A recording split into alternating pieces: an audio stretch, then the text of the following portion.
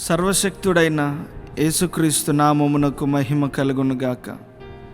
రక్షకుడైన యేసుక్రీస్తు నామమున మీ అందరికీ మా శుభములు, వందనాలు తెలియజేస్తూ alive forever worship centre ఆదివారపు ఆన్లైన్ ఆరాధనలోనికి ప్రేమతో ఆహ్వానిస్తున్నాం.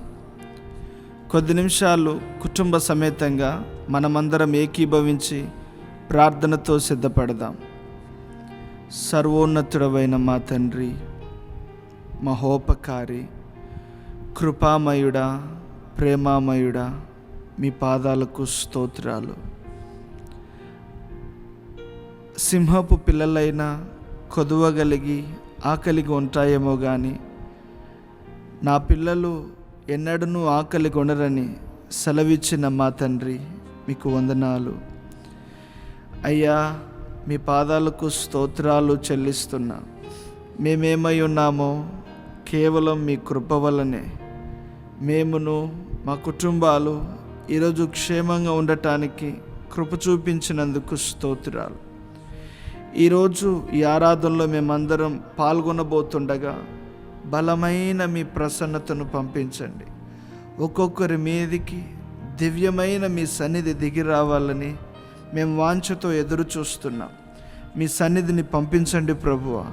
మీ ఆత్మకు ముందు బయలుదేరు మీ ప్రసన్నత ఇప్పుడే మా గృహాలలోనికి, మా హృదయలోనికి బహుబలంగా దిగి రావాలని మేము ప్రార్థన చేస్తున్నాం.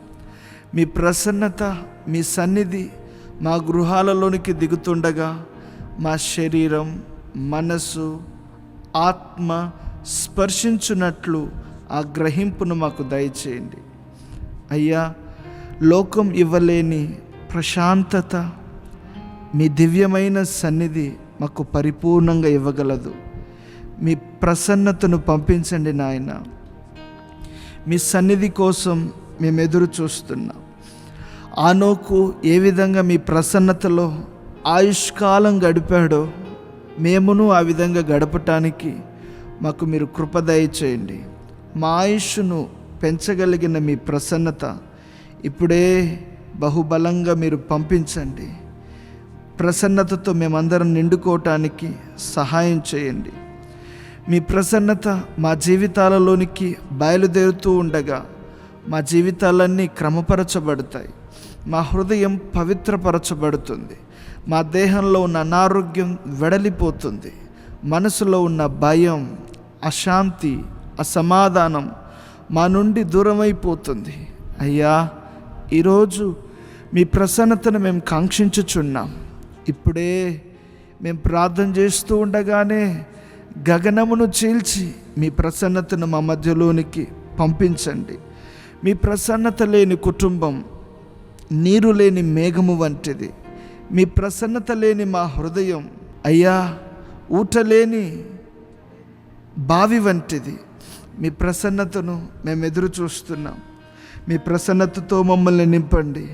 భక్తులు ఏ విధంగా అయితే మీ ప్రసన్నతతో నింపబడ్డారో, మీ ప్రసన్నతకు హత్తుకొని ఎలా బ్రతికారో మేమును అలా బ్రతకటానికి మీరు మాకు నేర్పించండి. ప్రసన్నతను పంపించండి దేవా. మీ సన్నిధి మా ముందు రాని ఎడల మేము ఒక్క అడుగు కూడా ముందుకు వేయమని మోషే ప్రార్థించినట్లు ఈరోజు మేమును ప్రార్థన చేస్తున్నాం. మీ సన్నిధి మా ముందు నడవని ఎడల మేము క్షేమకరమైన మార్గములో ప్రయాణం చేయలేమయ్యా. మీ సన్నిధి మా కుటుంబము ముందు నడవని ఎడల మేము ఎలా నడవగలం ప్రభువా? మీ సన్నిధిని మా ముందు పంపించండి. మీ ప్రసన్నతతో మా హృదయాలను, మా గృహాలను మీరు నింపండి. 1000 దినాలు వెలుపుట గడుపుట కంటే ఒక్క దినం మీ ప్రసన్నతలో జీవించే ఆ సుమధురమైన జీవితం రుచిని మీరు మాకు అందించమని మేము ప్రార్థన చేస్తున్నాం. మీ ప్రసన్నతలో ఉండాలని మేము ఆశపడుతున్నాం. గుర్తింపబడిన శరీర భాగముల యొక్క అవయవాలలో జరుగుచున్న రహస్య పాపముల నుండి మాకు ఒక గొప్ప విడుదల కలగాలయ్యా. అయ్యా, మేము ఎక్కడ ఓడిపోతున్నామో అక్కడ జయ జీవితం జీవించటానికి మీ ప్రసన్నత కావాలయ్యా. మీ ప్రసన్నత మాలో ఉంటే, మీ ప్రసన్నత మా గృహాలలో ఉంటే అది ఎంత రమ్యమైన జీవితం. పాపము మా మీద ఏలుబడి చేయలేదు, లోకం మా మీద పరిపాలన చేయలేదు. అయ్యా, మీ ప్రసన్నతను మేము ఎదురు చూస్తున్నాం. మీ ప్రసన్నతతో నింపండి. పాటలు పాడుతూ ఉండగా బలమైన మీ ప్రసన్నతను పంపండి. ఆరాధన చేస్తూ ఉండగా మా గృహాలన్నీ, మా హృదయాలన్నీ, మా వ్యక్తిగత జీవితాలన్నీ మీ ప్రసన్నతతో నింపబడాలి. సమస్యల వైపు చూస్తూ కాదు మిమ్మల్ని ఆరాధించట, సమస్యల వైపు చూస్తూ కాదు నాయన, మీ వైపు చూస్తూ మా గురిని మీ మీద నిలిపి మేము ఆరాధనలో పాల్గొనటానికి, మిమ్మల్ని స్తుతించటానికి, కీర్తించటానికి మీరు కృప దయచేయమని ప్రార్థన చేస్తున్నాం. మేము ప్రసన్నతలో ఉండిపోవాలని ఆశపడుతున్నాం. ఆ పరిశుద్ధాత్మని స్వభావాన్ని మీరు మా అందరికీ అలంకరింప చేయండి.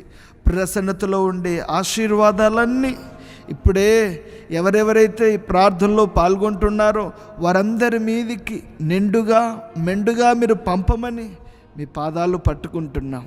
మీ పాదాలే మాకు శరణమయ్యా.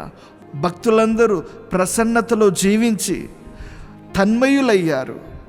అటువంటి సన్నిహితమైన సంబంధ సహవాసంలోనికి మేమందరం రావటానికి సహాయం చేయండి. ప్రసన్నతలో శరీర కోరికలు పనిచేయవయ్యా. ప్రసన్నతలో పాపం నిలవలేదయ్యా. ప్రసన్నతలో ఎల్లప్పుడూ ఆత్మ పరవశమే పొంగి పొర్లుతుంది. అటువంటి కృపను, భాగ్యమును మా ఎల్లరికీ దయచేయమని మీ పాదాలు పట్టుకుంటూ యేసుని దివ్యమైన నామమున ప్రార్థన చేసి ప్రారంభిస్తున్నాము తండ్రి. ఆమెన్.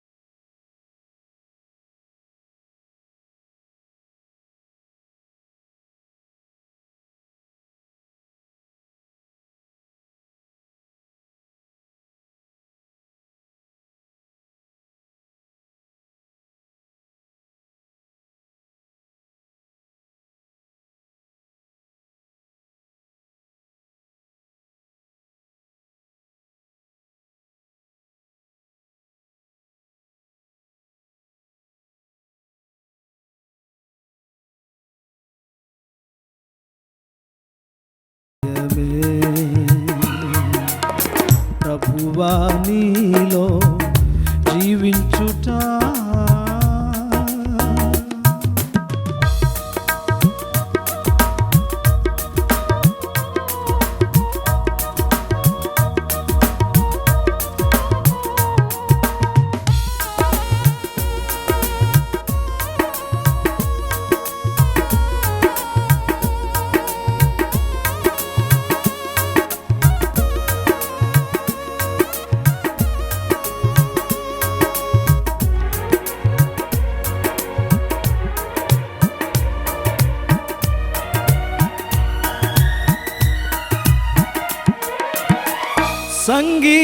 సంగీతములాయే పెను తుఫానులన్నీయు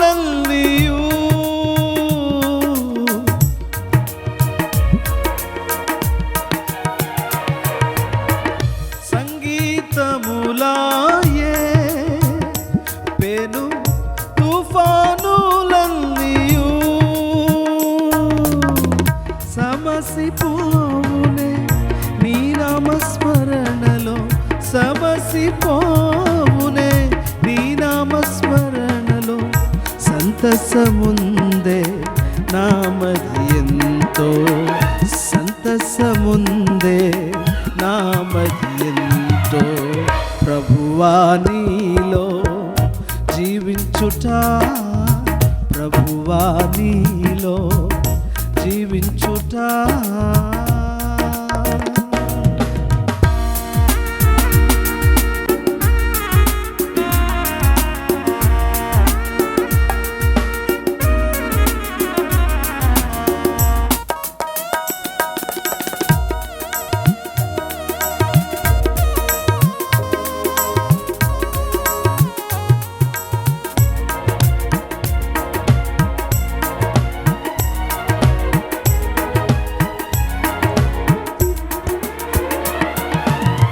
పాప నియమమును బహు దూరముగా చేసి,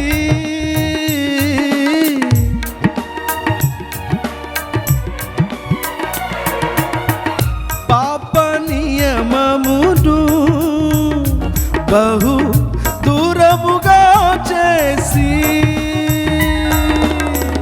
పావనాత్మతో పరిపూర్ణమై, పావనాత్మతో పరిపూర్ణమై పాదపద్మము హత్తుకొనేదను, పాదపద్మము హత్తుకొనేదను.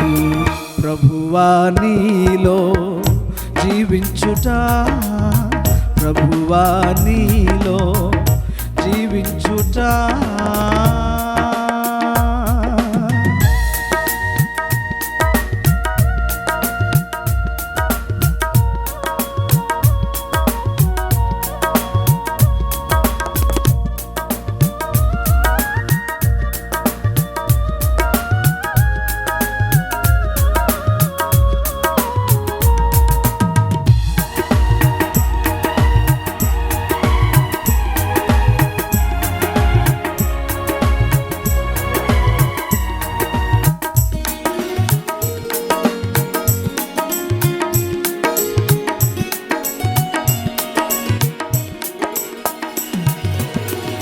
నీలో దాగినది కృప సర్వోన్నతముగా,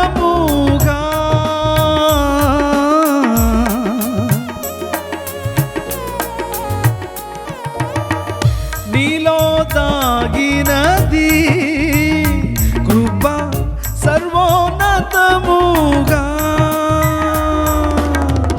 నీలో నిలిచి కృపలను భవించి, నీలో నిలిచి కృపలను భవించి, నీతోనే యుగ యుగములు నిలిచేదా, నీతోనే యుగ యుగములు నిలిచేదా. ప్రభువా నీలో జీవించుట, ప్రభువా నీలో జీవించుట.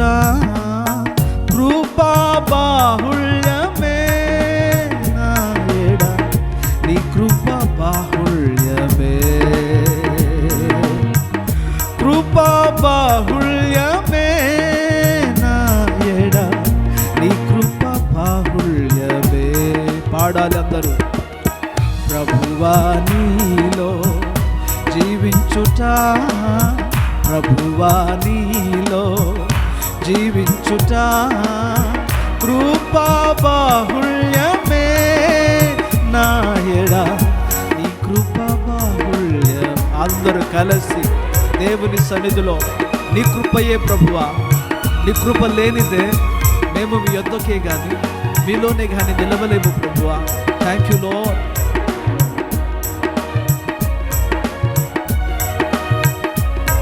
హల్లెలూయా, హల్లెలూయా. Amen, amen, amen. ఈ రోజున మనం ఏమై ఉన్నామో అది దేవుని కృప ద్వారా మాత్రమే. దేవుని కృపగాక మరొక ఏదీ లేదనే విషయాన్ని మనం గుర్తించాలి. మనం ఏ స్థితిలో ఉన్నా, ఎటువంటి పరిస్థితిలో ఉన్నా, it is all his pure grace. ఆయన కృప మాత్రమే. ఆయన కృపకు సదాకాలం దేవునికి కృతజ్ఞతలు కలుగునుగాక. ఆమేన్ అండ్ ఆమేన్.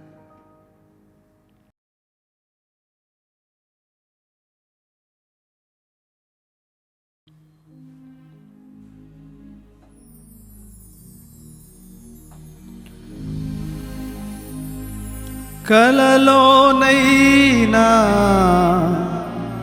అనుకోలేదు నాకింత భాగ్యము కలదని.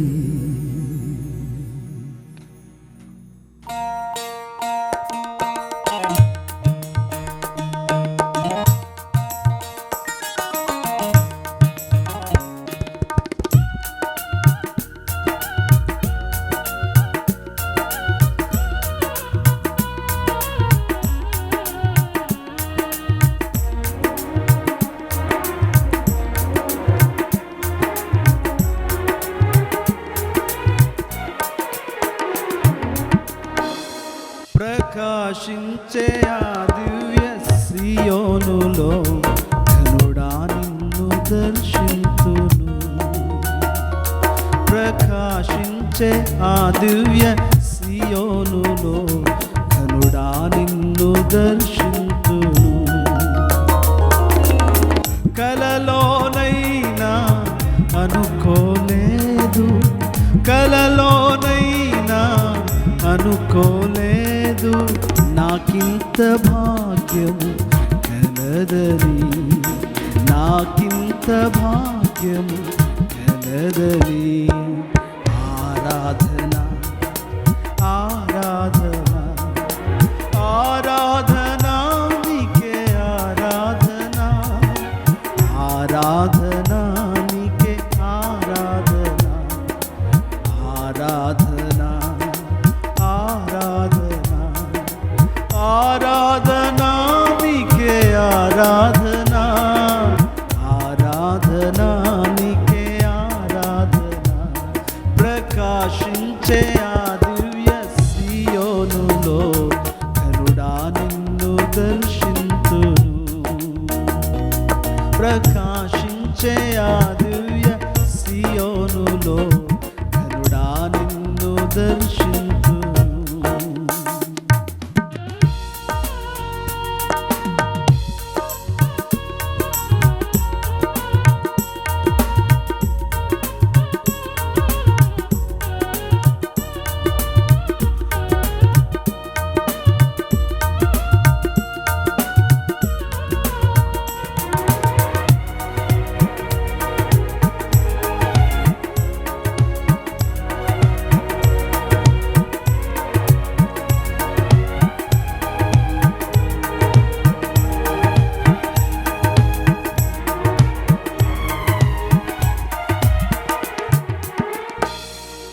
నన్ను దాటిపోని సౌందర్యుడా, నా తట్టు తిరిగిన సమరయుడా,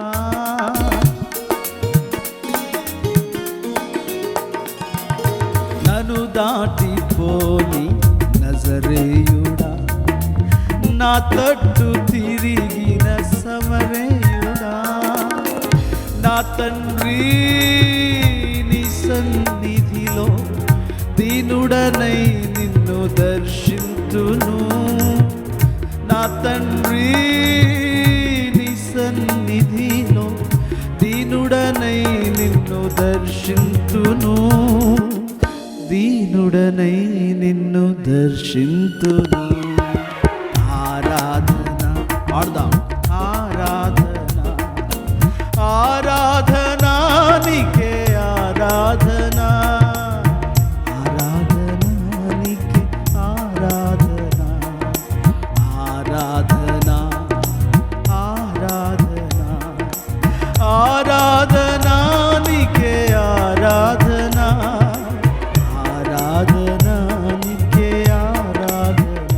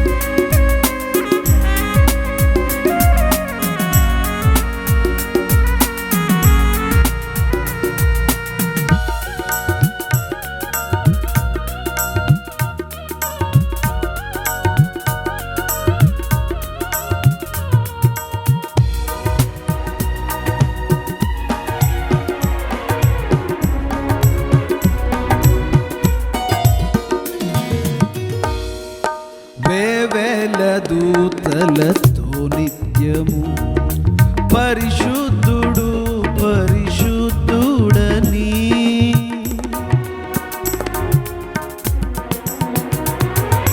వేవేల దూతలతో నిత్యము పరిశుద్ధుడు పరిశుద్ధుడని నా తండ్రి నీ సముఖములో నిత్యము ఆరాధింతును నా తండ్రి నీ సముఖములో నిత్యము ఆరాధింతును నిత్యము ఆరాధింతును ఆరాధన ఆరాధన ఆరాధన నీకే ఆరాధన ఆరాధన నీకే ఆరాధన ఆరాధన ఆరాధన ఆరాధన నీకే ఆరాధన ఆరాధన నీకే ఆరాధన ప్రకాశించే ఆ దివ్య సియోనులో కరుణా నిన్ను దర్శింతు అందరూ చూద్దామా ప్రకాశించే ఆ దివ్య సియోనులో కరుణా నిన్ను దర్శింతును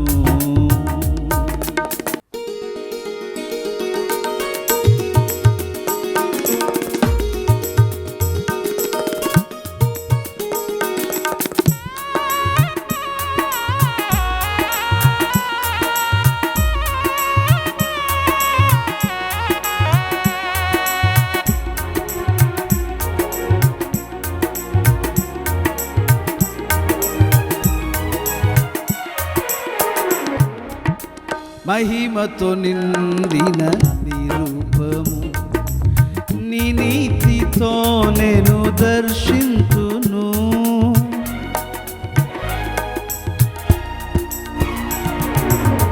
మహిమతో నిండిన నీ రూపము మీ నీతితో నేను దర్శింతును నా తండ్రి నీ రాజ్యములో నీవలే ప్రకాశింతును నా తండ్రి నీ రాజ్యములో నీవలే ప్రకాశింతును నీవలే ప్రకాశింతును ఆరాధన ఆరాధన ఆరాధన నీకే ఆరాధన ఆరాధన నీకే ఆరాధన పాడాలి ఆరాధన ఆరాధన నీకే ఆరాధన ఆరాధన నీకే ఆరాధన ప్రకాశించే ఆ దివ్య సియోనులో కరుణా నిన్ను దర్శింతును ప్రకాశించే ఆ దివ్య సియోనులో కరుణా నిన్ను దర్శింతును కలలోనైనా అనుకోలేదు కలలోనైనా అనుకోలేదు నాకింత భాగ్యం కలదని మాకింత భాగ్యం కలదని ఆరాధన ఆరాధన ఆరాధన నీకే ఆరాధన ఆరాధన నీకే ఆరాధన పాడాలి ఆరాధన ఆరాధన ఆరాధన నీకే ఆరాధన ఆరాధన నీకే ఆరాధన ఆరాధన ఆరాధన ఆరాధన నీకే ఆరాధన ఆరాధన నీకే ఆరాధన ఆరాధన నీకే పాడదాం ఆరాధన నీకే ఆరాధన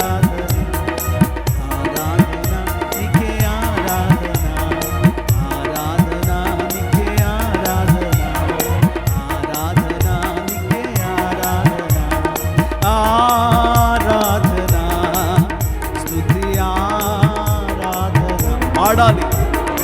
ఆరాధన స్తుతి ఆరాధన, ఆరాధన స్తుతి ఆరాధన, ఆరాధన స్తుతి ఆరాధన, ఆరాధన స్తుతి ఆరాధన,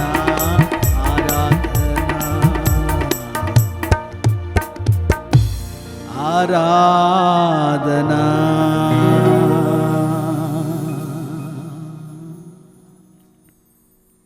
హల్లెలూయా, హల్లెలూయా.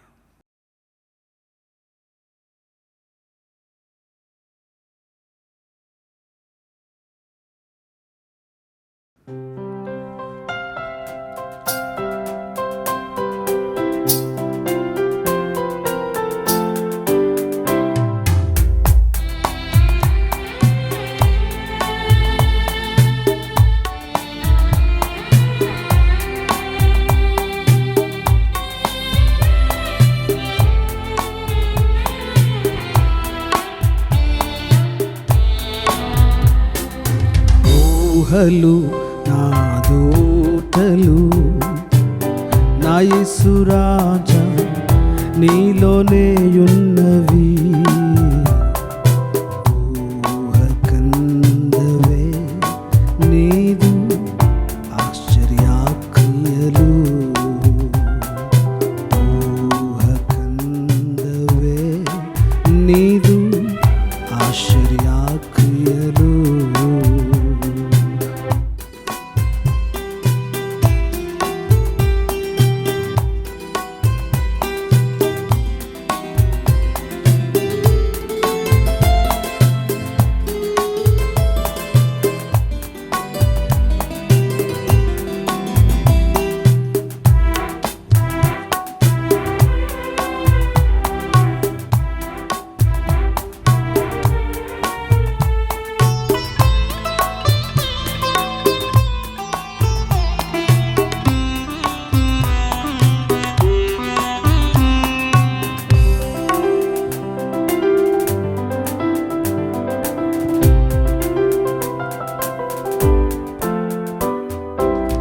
నీదు కుడి చేతిలోన నిత్యము వెలుగుతారగా, నీదు కుడి చేతిలోన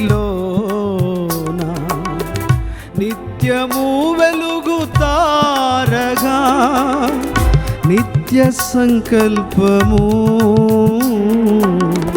నాలో నెరవేర్చుచున్నావు. నిత్య సంకల్పము నాలో నెరవేర్చుచున్నావు.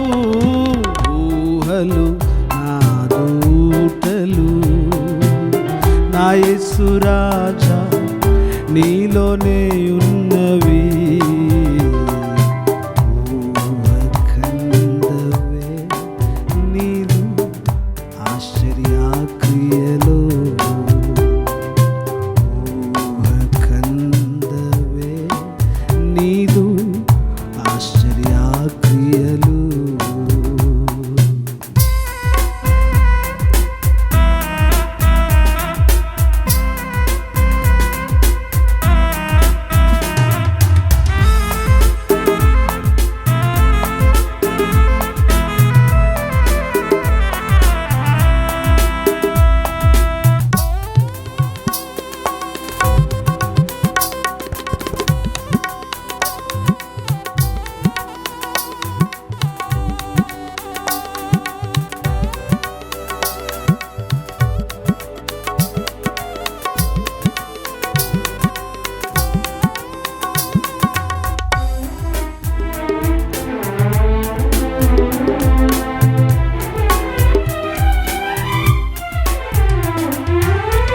శత్రువులు పూడ్చిన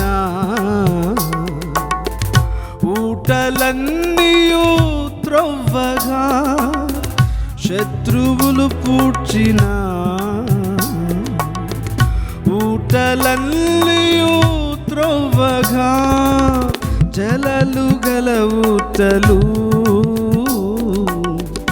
ఇస్సాకునకు ఇచ్చినావు. జలలు గల ఊటలు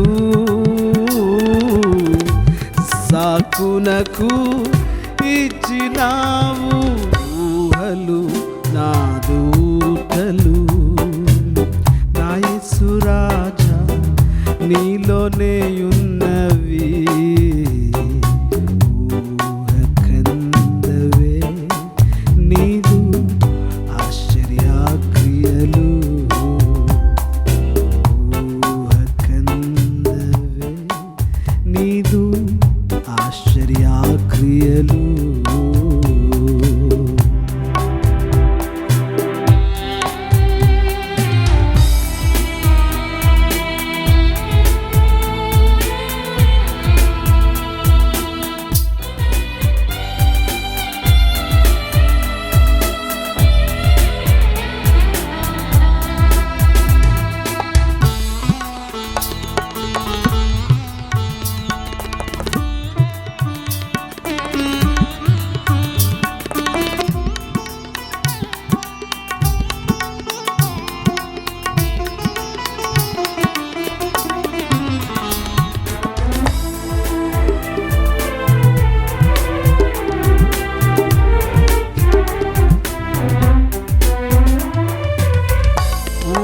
మంచిదే గాని ఊటలన్నీయు చెడిపోయేనే, ఊరు మంచిదే గాని ఊటలన్నీయు చెడిపోయేనే, ఉప్పు వేసిన వెంటనే ఊట అక్షయతానొందెనే, ఉప్పు వేసిన వెంటనే ఊట అక్షయతానొందెనే, ఊహలు నాదు ఊటలు. నా యేసు రాజా నీలోనే ఉన్నవి, ఊహకందవే నీదు ఆశ్చర్యక్రియలు, ఊహకందవే నీదు ఆశ్చర్యక్రియలు, ఊహలు నాదూటలు. నా యేసు రాజా నీలోనే ఉన్నవి, ఊహకందవే నీదు ఆశ్చర్యక్రియలు, ఊహకందవే నీదు ఆశ్చర్యక్రియలు, ఊహకందవే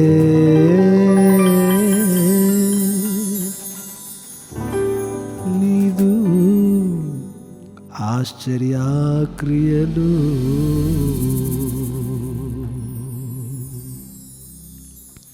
మన దేవుడే మన ఊహలైనప్పుడు, ఆయనలో నుండే మన ఊటలు, మన సారము మనలోనికి వచ్చినప్పుడు నిశ్చయంగానే మన జీవితాలు ఎంత దీవెనకరంగా మారుతాయి. ఈ పాట పాడుతూ ఉన్నప్పుడు ఇసాకు జీవితం ఎటువంటి ఒక భయంకరమైన దుర్గతిగా ఉండాలి.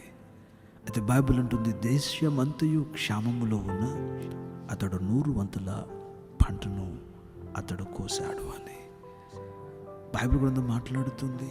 ఊటలు మంచివి కానప్పుడు, ఉప్పు వేయబడినప్పుడు వెంటనే ఊటలన్నీ కూడా జీవజల ఊటలుగా మార్చబడ్డాయి. ఈరోజున యేసు గనక నీ ఊహలలో, నీ ఉద్దేశాలలో, నీ ప్రతి కార్యాలలో ప్రభువును గనక నువ్వు నిలబెట్టగలిగినప్పుడు, ప్రభువే నాకు సమస్తమని నీవు గళమెత్తి నీ హృదయమారును పలికినప్పుడు నిశ్చయంగా ఈయన ఆశ్చర్యమైన కార్యాలు చేయడానికి శక్తి కలిగిన వాడై ఉన్నాడు. ప్రార్థన చేద్దామా. మహాపరిశుద్ధుడా, జీవం కలిగిన తండ్రి, ఇప్పటి వరకు మా పాటలలో మీరు తోడుగా ఉన్నందుకు వందనాలు. మా ఊహలు, మా ఉద్దేశములు ప్రభువా, మా ఊటలు మీలోనే ఉన్నవే ప్రభువా. ప్రభువా, ఊహకు అందని గొప్ప కార్యాలు, ఆశ్చర్యక్రియలు ఇప్పటి వరకు నా జీవితంలో, మా కుటుంబాలలో మీరు చేస్తూ వచ్చారు. ఇక మీదట నువ్వు చేయడానికి మీరు శక్తి కలిగిన వారై ఉన్నందుకు మీకు వందనాలు. ఇసాకును ఎలా దీవించారు, ఎలా పాడైపోయిన ప్రభా ఊటలను మీరు ప్రభా జీవజల దారులుగా మార్చారు. ఒక్కొక్కరి జీవితంలో ఈ రోజున క్రీస్తు అనే ఉప్పు, క్రీస్తు అనే ఆ పంట, ఆ ఊట బయలుదేరునుగా కానీ మేము ప్రార్థన చేస్తున్నాను. వినయంతో మీ చేతులకు సమర్పిస్తూ ప్రతి వారిని ఆశీర్వదించమని యేసు వారి శక్తిగల నామములో ప్రార్థిస్తున్నాము తండ్రి. ఆమేన్.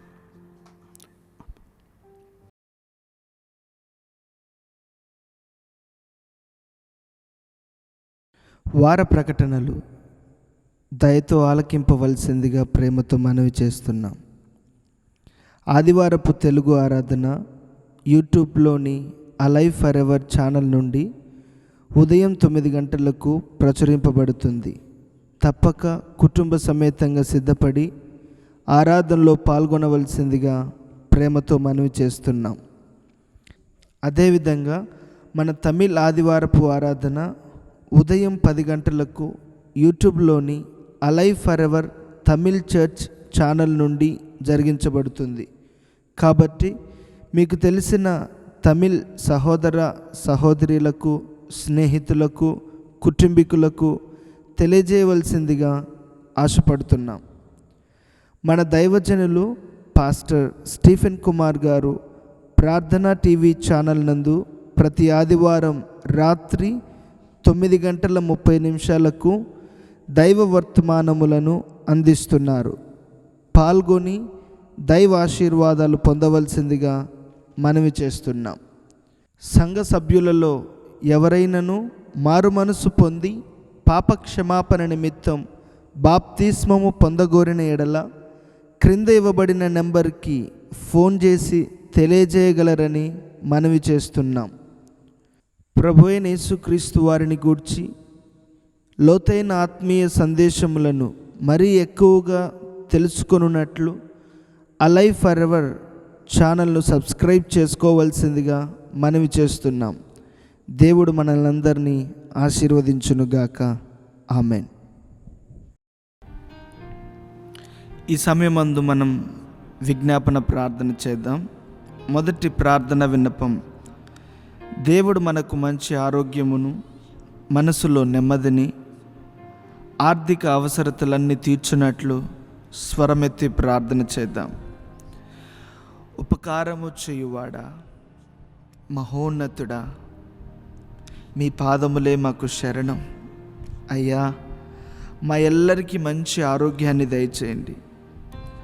కలుషితమైపోయిన ఈ కాలంలో ఎక్కడ చూసినా అనారోగ్య, ఆందోళన, భయంతో ప్రజలు బ్రతుకుతుండగా మీ రెక్కల చాటున మమ్మల్ని భద్రపరిచి మాకు శ్రేష్టమైన ఆరోగ్యమును ప్రసాదించమని మనసులో గూడు కట్టుకుపోయిన భయాన్ని పారద్రోలి నెమ్మదిని, శాంతిని, సమాధానమును, సంతోషాన్ని పరిపూర్ణంగా మాకు దయచేయమని ప్రార్థన చేస్తున్నాం.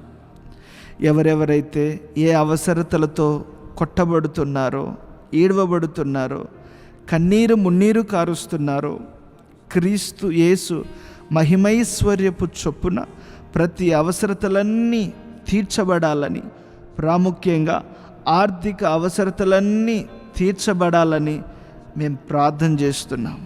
మీరు మేలు చేయండి, దీవించండి. రెండవ ప్రార్థన విన్నపం: మన భారతదేశం రక్షింపబడాలని ప్రార్థన చేద్దాం. నాదా, యావత్ మా భారతదేశం రక్షింపబడాలి.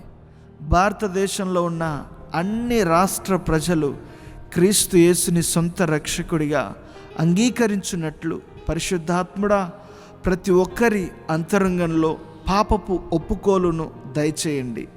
మిమ్మల్ని చూడగలిగిన కనులు దయచేయండి.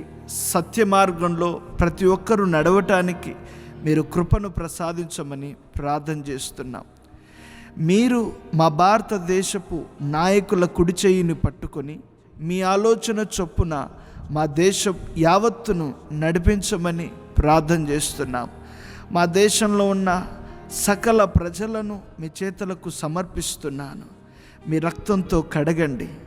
ప్రతి వారి దోషములను రద్దు చేయండి. ప్రతి వారి పాపములను పారద్రోలండి.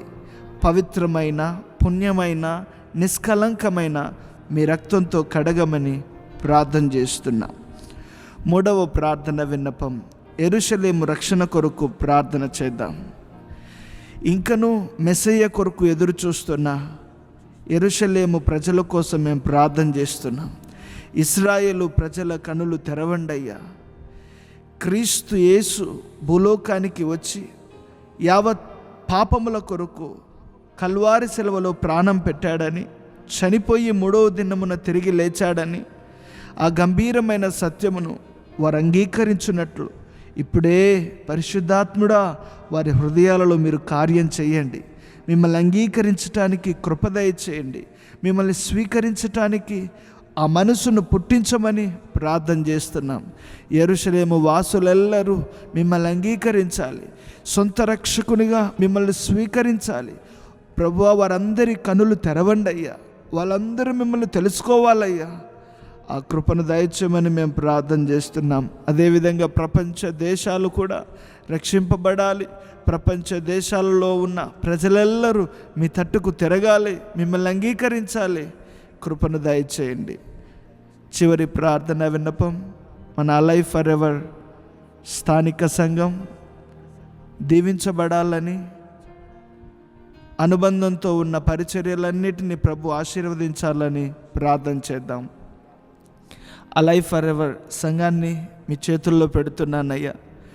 అణిచి కుదిలించి దిగజారునంతగా మీరు దీవించండి, ఆత్మలతో నింపండి. క్రాస్ మినిస్ట్రీని మీరు దీవించండి, బైబిల్ కాలేజీని మీరు ఆశీర్వదించండి, అనుబంధంతో ఉన్న పరిచర్యలన్నిటినీ మీరు ఆశీర్వదించండి. ఇంకను ఈ మినిస్ట్రీ ముందుకు సాగటానికి తగిన జ్ఞానమును, తెలివిని, కష్టపడగలిగిన మనసును, ఆత్మ తీవ్రతను పుట్టించండి. కడవరి కాలంలో ప్రభువా, అనేకులకు మీ సువార్తను ప్రకటించటానికి, అనేకులను రెండవ రాకడ కొరకు సిద్ధపరచటానికి కావలసిన కృపను, ఆత్మను ప్రసాదించమని యేసుక్రీస్తుని ప్రశస్తమైన నామమున ప్రార్థన చేస్తున్నాము పరమ తండ్రి. ఆమెన్.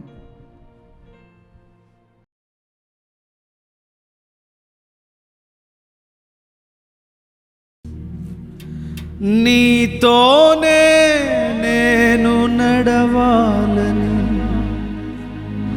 నీ వలనే నేను మారాలని,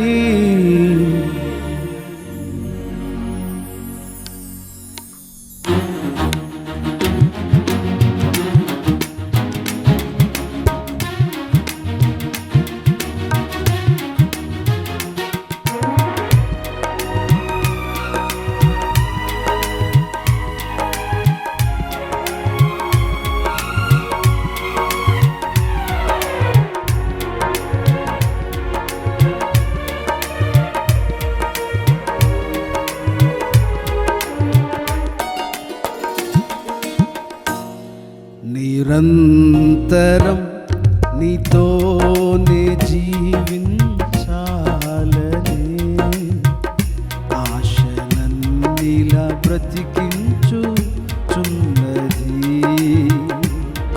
నిరంతరం నీతోనే జీవించాలని, ఆశలన్నీలా బ్రతికించుచున్నది. నా ప్రాణేశ్వరా యేసయ్యా,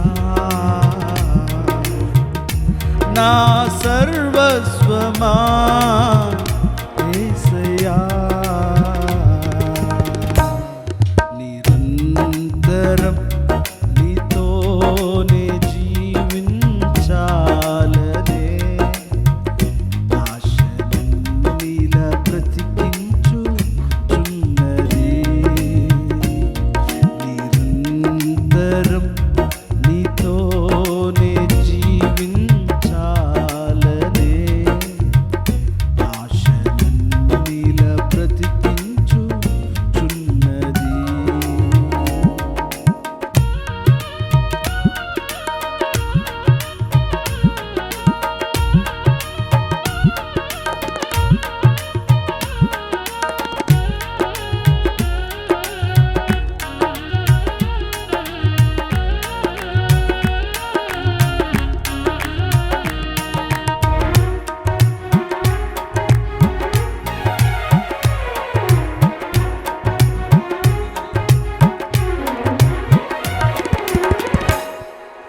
చీకటిలోనే ఉన్నప్పుడు నీ వెలుగు నాపై ఉదయించెను.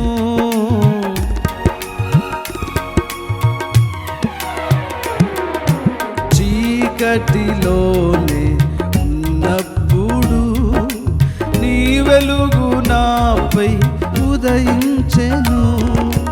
నీలోనే నేను వెలగాలని, నీ మహిమ నాలో నిలవాలని, నీలోనే నేను వెలగాలని, నీ మహిమ నాలో నిలవాలని, పరిశుద్ధాత్మ అభిషేకముతో నన్ను నింపుచున్నావు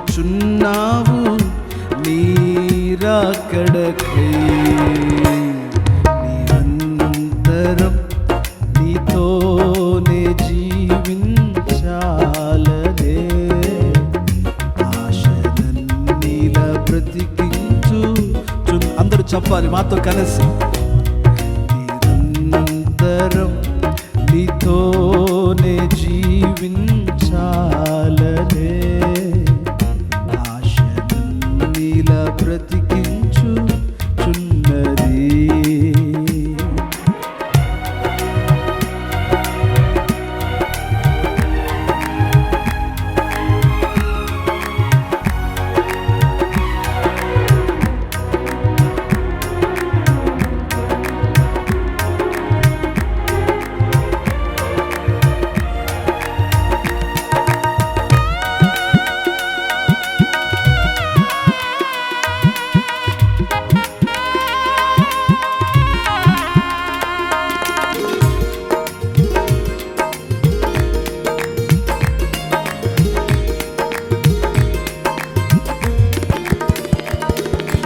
నీ రూపము నేను కోల్పోయినా నీ రక్తముతో కడిగితివి.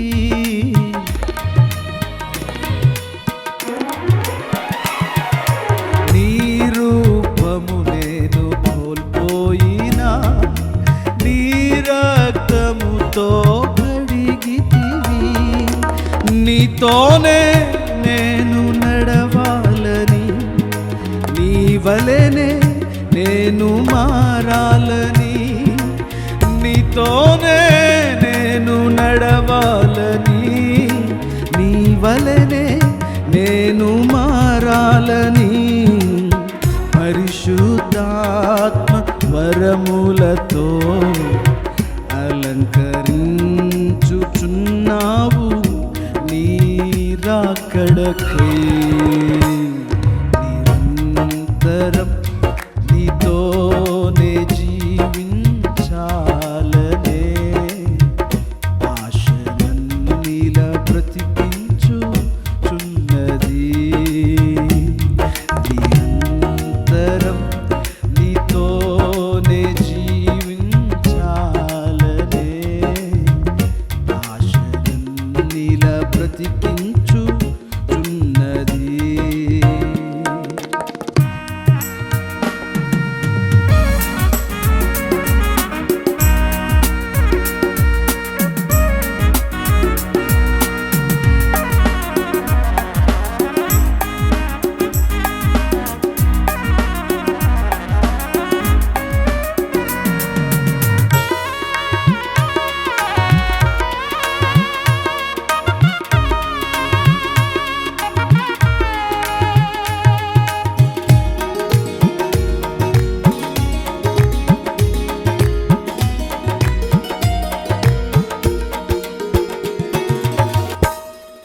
తొలకరి వర్షపు జల్లులలో నీ పొలములోనే నాటితివి.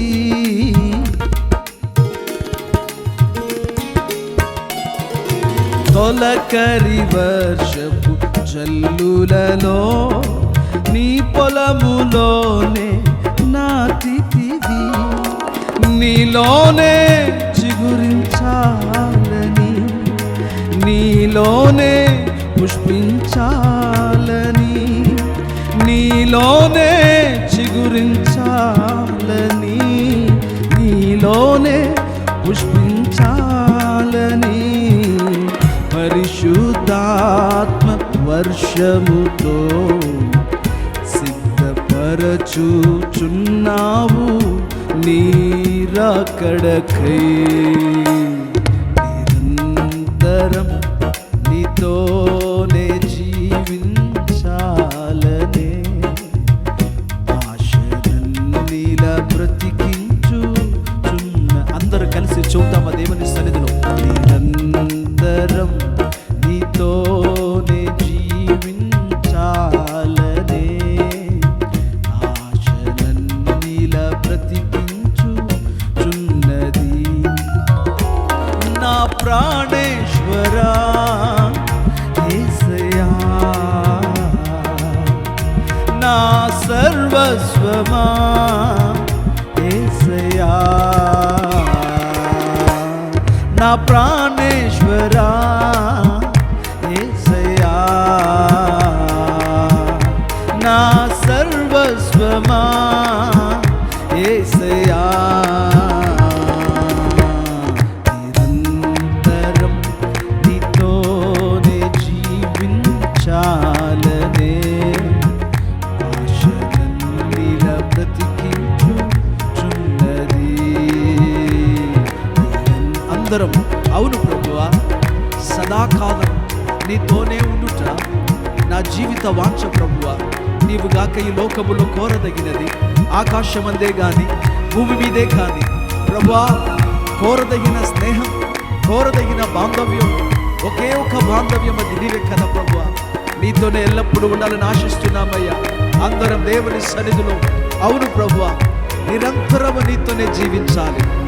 హల్లెలూయా.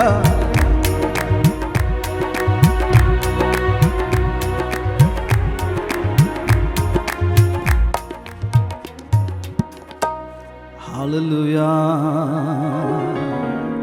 దయచేసి తలలు వంచండి, కండ్లు మూయండి. మహాపరిశుద్ధుడా, మీ పవిత్రమైన పాదములకు మీకు వందనాలు. ఇప్పటి వరకు మా పాటలలో మీరు తోడుగా ఉన్నారు. మీకు మేమేమిచ్చి మీ రుణం మేము తీర్చగలము ప్రభువా. ఎస్ లార్డ్, అన్నిటికంటే కోరదగినది ప్రభువా మీ పాదములు, మీ దివ్య సన్నిధి ప్రభువా. Thank you lord for your divine fellowship. మీరు గొప్పవారై ఉండి అల్పులైన మా మీద మీరు మది కరిగి ప్రభువా ఎల్లప్పుడూ మా స్నేహమును, మా బాంధవ్యాన్ని కోరుతున్నందుకు వందనాలు. ఆత్మ ద్వారా మీరు మమ్మల్ని నడిపించి మీ నామానికి మహిమ తెచ్చుకుందాం. క్రీస్తు యేసు ప్రశస్త నామమున ప్రార్థించి వేడుకుంటున్నాము తండ్రి. ఆమేన్.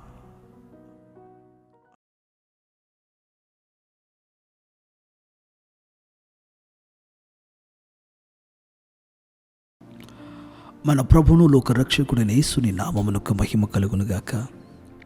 ఇప్పటి వరకు మనమందరం కలిసి ప్రభువుని ఆరాధించడానికి దేవుడు చూపిన గొప్ప భాగ్యానికి నేను దేవునికి వందనాలు తెలియజేస్తున్నాను. పరిశుద్ధ బైబిల్ గ్రంథంలో నుండి ప్రభు మాటలను మనం నేర్చుకోబోతున్నాం. యాకోబు రాసిన పత్రిక 4వ అధ్యాయము 8వ వచనములోని మొదటి భాగమును మనం చదువుకోబోతున్నాము. దేవుని యొద్దకు రండి, అప్పుడు ఆయన మీ యొద్దకు వచ్చును. దేవుని యొద్దకు రండి, అప్పుడు ఆయన మీ యొద్దకు వచ్చును. యాకోబు భక్తుడు సర్వమానవాళికి ఒక ఆహ్వానాన్ని ఇస్తున్నాడు. దేవుని యొద్దకు రండి, అప్పుడు ఆయన మీ యొద్దకు వచ్చును. ఈ లేఖన వాక్యము ఒక ఆహ్వానాన్ని గురించి మాట్లాడుతుంది, లేక ఒక ఆజ్ఞను గురించి మాట్లాడుతుంది. దానిని అనుసరించి ఒక వాగ్దానం కూడా మనకు చేయబడుతుంది. ఏంటి ఆహ్వానము, ఏంటి ఆజ్ఞ? దేవుని యొద్దకు రండి. ఏంటి వాగ్దానము? అప్పుడు ఆయన మీ యొద్దకు వస్తాడు.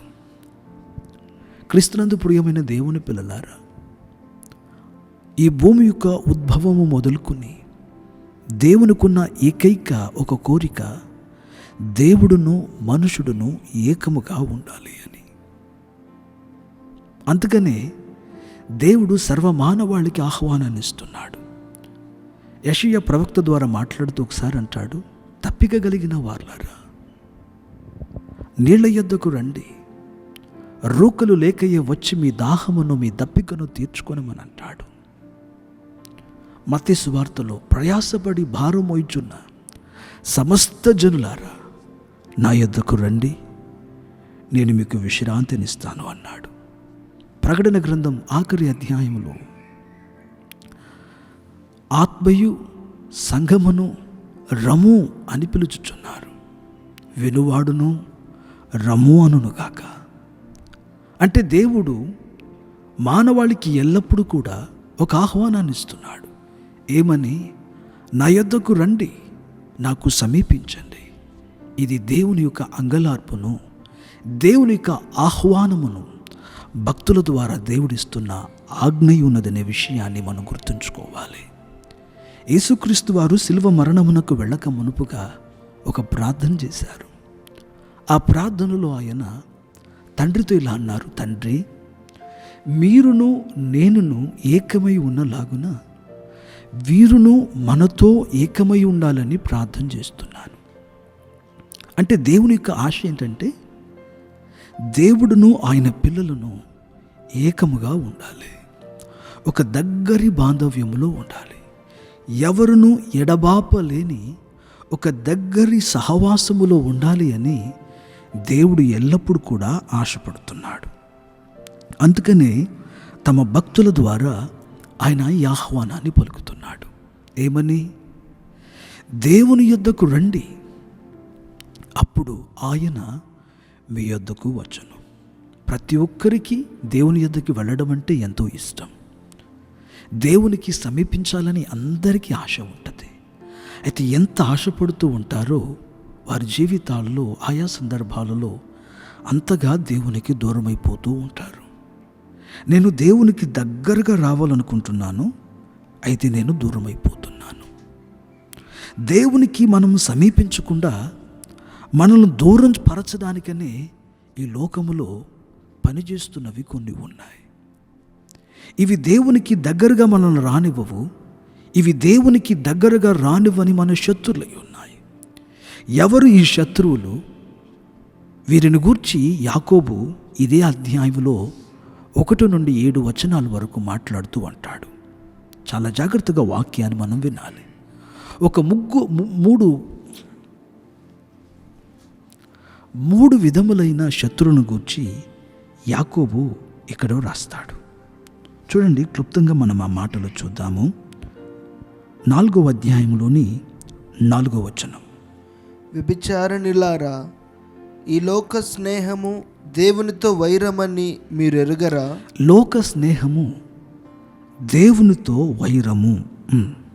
కాబట్టి ఎవడు ఈ లోకముతో స్నేహము చేయగోరునో వాడు దేవునికి శత్రువగును. లోక స్నేహము దేవునికి విరోధమైన వైరం. లోకం అని అన్నప్పుడు మనుషులను గురించి సూచించటం లేదు, లోక ప్రజల యొక్క వాల్యూ సిస్టమ్, పాడైపోయి శిథిలమైపోయిన వారి విలువలు, ఈ లోకం యొక్క ఆచారములు, ఈ లోకం యొక్క పద్ధతులు, ఈ యొక్క లోకం యొక్క మాదిరి, the pattern of this world. వీరితో మనం స్నేహం చేయకూడదు, వీటితో మనం స్నేహం చేయకూడదు. యేసుక్రీస్తు వారు పాపులతో స్నేహం చేయలేదా? పాపులను చూసి నా స్నేహితులు అని అనలేదా? యేసును అప్పగించడానికి వచ్చిన యూదాను చూసి స్నేహితుడా అని అనలేదా? యేసుక్రీస్తు వారు he is the friend of sinners and publicans.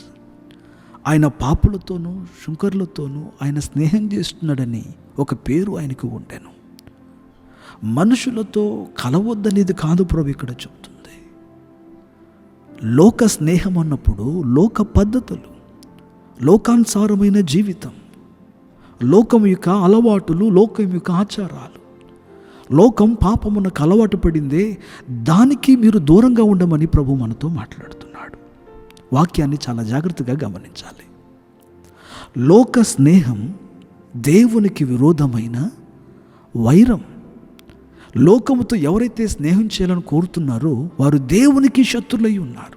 అంటే వారు దేవునికి విరోధంగా తిరుగుబాటు చేస్తున్నారని అర్థం. కాబట్టి ఈ లోకము మనం దేవునికి దగ్గరగా పోకుండానట్లుగా ఏదో ఒక రకమైన తన పద్ధతుల చేత, తన యొక్క భోగముల చేత, తన యొక్క మాదిరి చేత మనుషులను దశ మారుస్తుంది, దిక్కులను త్రిప్పివేస్తుంది. దేవుని యొద్దకు వెళ్లకుండా ఈ లోకములో ఉన్న కార్యాలన్నీ, ఈ లోకములో ఉన్న ఆనందములు, సుఖభోగములన్నీ కూడా దేవుని యొద్దకు రాకుండానట్లుగా చేస్తున్నాయి. కళ్ళకు కనబడే మిసమిసలాడేవి ఎన్నో ఉన్నాయి. Arts, entertainment. ఈ లోకములో ఒక మనుషుని దేవునికి దగ్గరగా పోకుండా మనసును మార్చేవి, చెదరగొట్టేవి ఎన్నో ఉన్నాయి. కాబట్టి ప్రభు చెప్తున్న మాట ఏంటంటే, ఈ లోకము మనకు ఒక పెద్ద శత్రువు అయి ఉన్నది, దేవునికి దగ్గరగా వెళ్ళకుండా. చూడండి, బైబిల్ గ్రంథంలో దేవునికి స్నేహితులైన వారు చాలామంది ఉన్నారు. అబ్రహాము దేవుని స్నేహితుడు. యాకోబు 2వ అధ్యాయం 23లో మనం చదివినప్పుడు యాకోబు దేవుని స్నేహితుడై ఉండెను అని లేఖనం మాట్లాడుతుంది. బైబిల్ గ్రంథంలో మోషే దేవునికి స్నేహితుడిగా జీవించాడు. హానోకు దేవునితో సహవాసం చేస్తూ దేవునికి స్నేహితునిగా జీవించాడు. దావీదు దేవుని హృదయానుసారుడిగా ఉండి దేవునికి స్నేహితుడిగా జీవించాడు. లేఖన వాక్యాలను మనం పరిశీలన చేసినప్పుడు దేవునికి దగ్గరగా ఉన్నవారు చాలా తక్కువ మంది. అయితే బైబిల్ గ్రంథం మాట్లాడుతుంది, అబ్రహాము దేవుని స్నేహితుడని దేవుడే తనను గూర్చి సాక్ష్యం ఇచ్చిన లోతు అలా కాదట. లోతు లోకంతో స్నేహం చేశాడు. అంటే దేవుని యొక్క చిత్త ప్రకారంగా అతడు తన జీవితాన్ని జీవించలేదు, కానీ కంటి చూపునకు ఏదైతే పచ్చగా కనబడిందో, అతని మనస్సునకు ఏదైతే సరి అనిపించిందో, అతని యొక్క వాంఛలను ఏదైతే తృప్తిపరచగలదు అని అతనికి అనిపించిందో ఆ మార్గాన్ని ఎంచుకున్నాడు, వాటి వైపే పోయాడు. బైబిల్ అంటుంది, అతడు వెళ్ళి సొదొమకు ఎదురులో మొదటిగా కాపురం ఉన్నాడు, తర్వాత సొదొమకు ప్రక్కన కాపురం ఉన్నాడు, అటు తర్వాత సొదొమ లోపలికే వెళ్ళిపోయాడని లేఖనం మాట్లాడుతుంది. అంటే లోకం చూసారా ఒక మనిషిని ఎలా ఆకర్షిస్తుందో, ముందేమో ప్రక్కకు రమ్మంటుంది, అటు తర్వాత దగ్గరికి ఆకర్షిస్తుంది, తర్వాత దానిలో ముంచేస్తుంది. లేద్దాం అనుకునేటప్పటికి అతడు ఎంతో అట్టడుగునకి దిగిపోతాడు. ప్రియులారా, మనము దేవునికి సమీపించుకుంటున్నట్లుగా మనకు ఉంటున్న పెద్ద శత్రువు ఎవరంటే ఈ లోకం అని లేఖనాలు మాట్లాడుతుంది. చూడండి, లోతు దేవునికి విరోధమైన ఒక వైరాన్ని పెట్టుకున్నాడు. దేవుని చిత్తానుసారంగా కాకుండా, దేవుని యొక్క ఉద్దేశ ప్రకారంగా కాకుండా, తన సొంత ఆలోచనల చేత అతడు నడిచి చివరికి అతని జీవితం ఒక విషాదంగా మార్చబడినట్లుగా మనం చూస్తాం. వాక్యాన్ని జాగ్రత్తగా వినాలి. దేవుడు ఒక రోజున అబ్రాహామును లోతును సంధించాలని వచ్చాడు. దేవుడు అబ్రహాం ఇంటికి వచ్చాడు, కానీ లోతు నివసించుచున్న అతని ఊరికి కూడా వెళ్ళలేదని లేఖనాలు మాట్లాడతాయి. వినాలి, లోక స్నేహం చేస్తే వాడి యొక్క గృహంలోనికి, లోక స్నేహం చేస్తున్న వారి యొక్క జీవితంలోనికి దేవుడు రాడు. లోకం యొక్క పాడైపోయిన పద్ధతులు, లోకం యొక్క పాడైపోయిన అనుభవాలకు ఎల్లప్పుడూ వాటిని హత్తుకుని జీవించి వాటితోనే తన జీవితాన్ని తెల్లవారేలాగా చేసుకుంటున్న వాని యొక్క ఇంటికి కానీ వాని పరిధికి కానీ ప్రభు రాడు. దూతలు 20 పంపాడు, కానీ ప్రభు అయితే అబ్రహాము దగ్గర నిలిచిపోయాడని బైబిల్ గ్రంథం మాట్లాడుతుంది. కాబట్టి ప్రియులారా, లోక స్నేహాలు మనలో ఉంటే, లోక పద్ధతులు ఉంటే, మనం దేవునికి విరోధంగా తిరుగుబాటు చేస్తున్నామని అర్థం, దేవుణ్ణి బాధ పెడుతున్నామని అర్థం. మన సొంత ఆలోచన ప్రకారంగా, మన సొంత కోరికల ప్రకారంగా మనం నడుస్తూ, మన కంటికి ఏదైతే మన కోరికలు నెరవేర్చుకోవడానికి మనం వెళుతున్నామని అర్థం. కాబట్టి లోకమనే ఈ శత్రు దేవుని యొద్దకు వెళ్ళనివ్వదు. మిమ్ములను ఎక్కడ అపవాది ఆటంకపరుస్తున్నాడు? లోకము ఏ వేషం వేసుకుని నీకు దగ్గరగా వచ్చి నిన్ను దేవునికి సమీపించకుండా చేస్తుంది, దేవునికి దగ్గరగా రాకుండా చేస్తుంది. ఒకసారి నువ్వు ఆలోచన చేయి. దేనిని ఆశ్రయించుకుని నిజమైన దేవుని నువ్వు విడిచిపెడుతున్నావు? దేనిని ఆశ్రయించుకున్న నువ్వు దేవునికి దూరం అవుతున్నావు. క్లుప్తంగా మరొక మాట, దేవునికి మనం దూరం చేసే రెండవది 1వ వచనం. అదే 4వ అధ్యాయంలో 1వ వచనం. మీలో యుద్ధములను పోరాటములను దేని నుండి కలుగుచున్నవి? మీలో యుద్ధాలు పోరాటాలు దేని నుండి కలుగుతున్నాయి? మీ అవయవములలో పోరాడు మీ భోగేచ్ఛల నుండియే గదా. మీ అవయములలో పోరాడు భోగే ఏచ్ఛల నుండియే కదా. వినాలి ఈ మాటను. ఏమంటున్నాడు? మనుషుని యొక్క రెండవ శత్రువు అతని యొక్క శరీరం. మనుషుని దేహము తప్పైనది కాదు. Body is different from flesh. వినాలి, ఈ దేహం మంచిదే. ఈ దేహం ఎల్లప్పుడూ న్యూట్రల్గా ఉంటుంది. శరీరం దీనిని వాడుకున్నప్పుడు ఈ దేహం పాపం చేస్తుంది.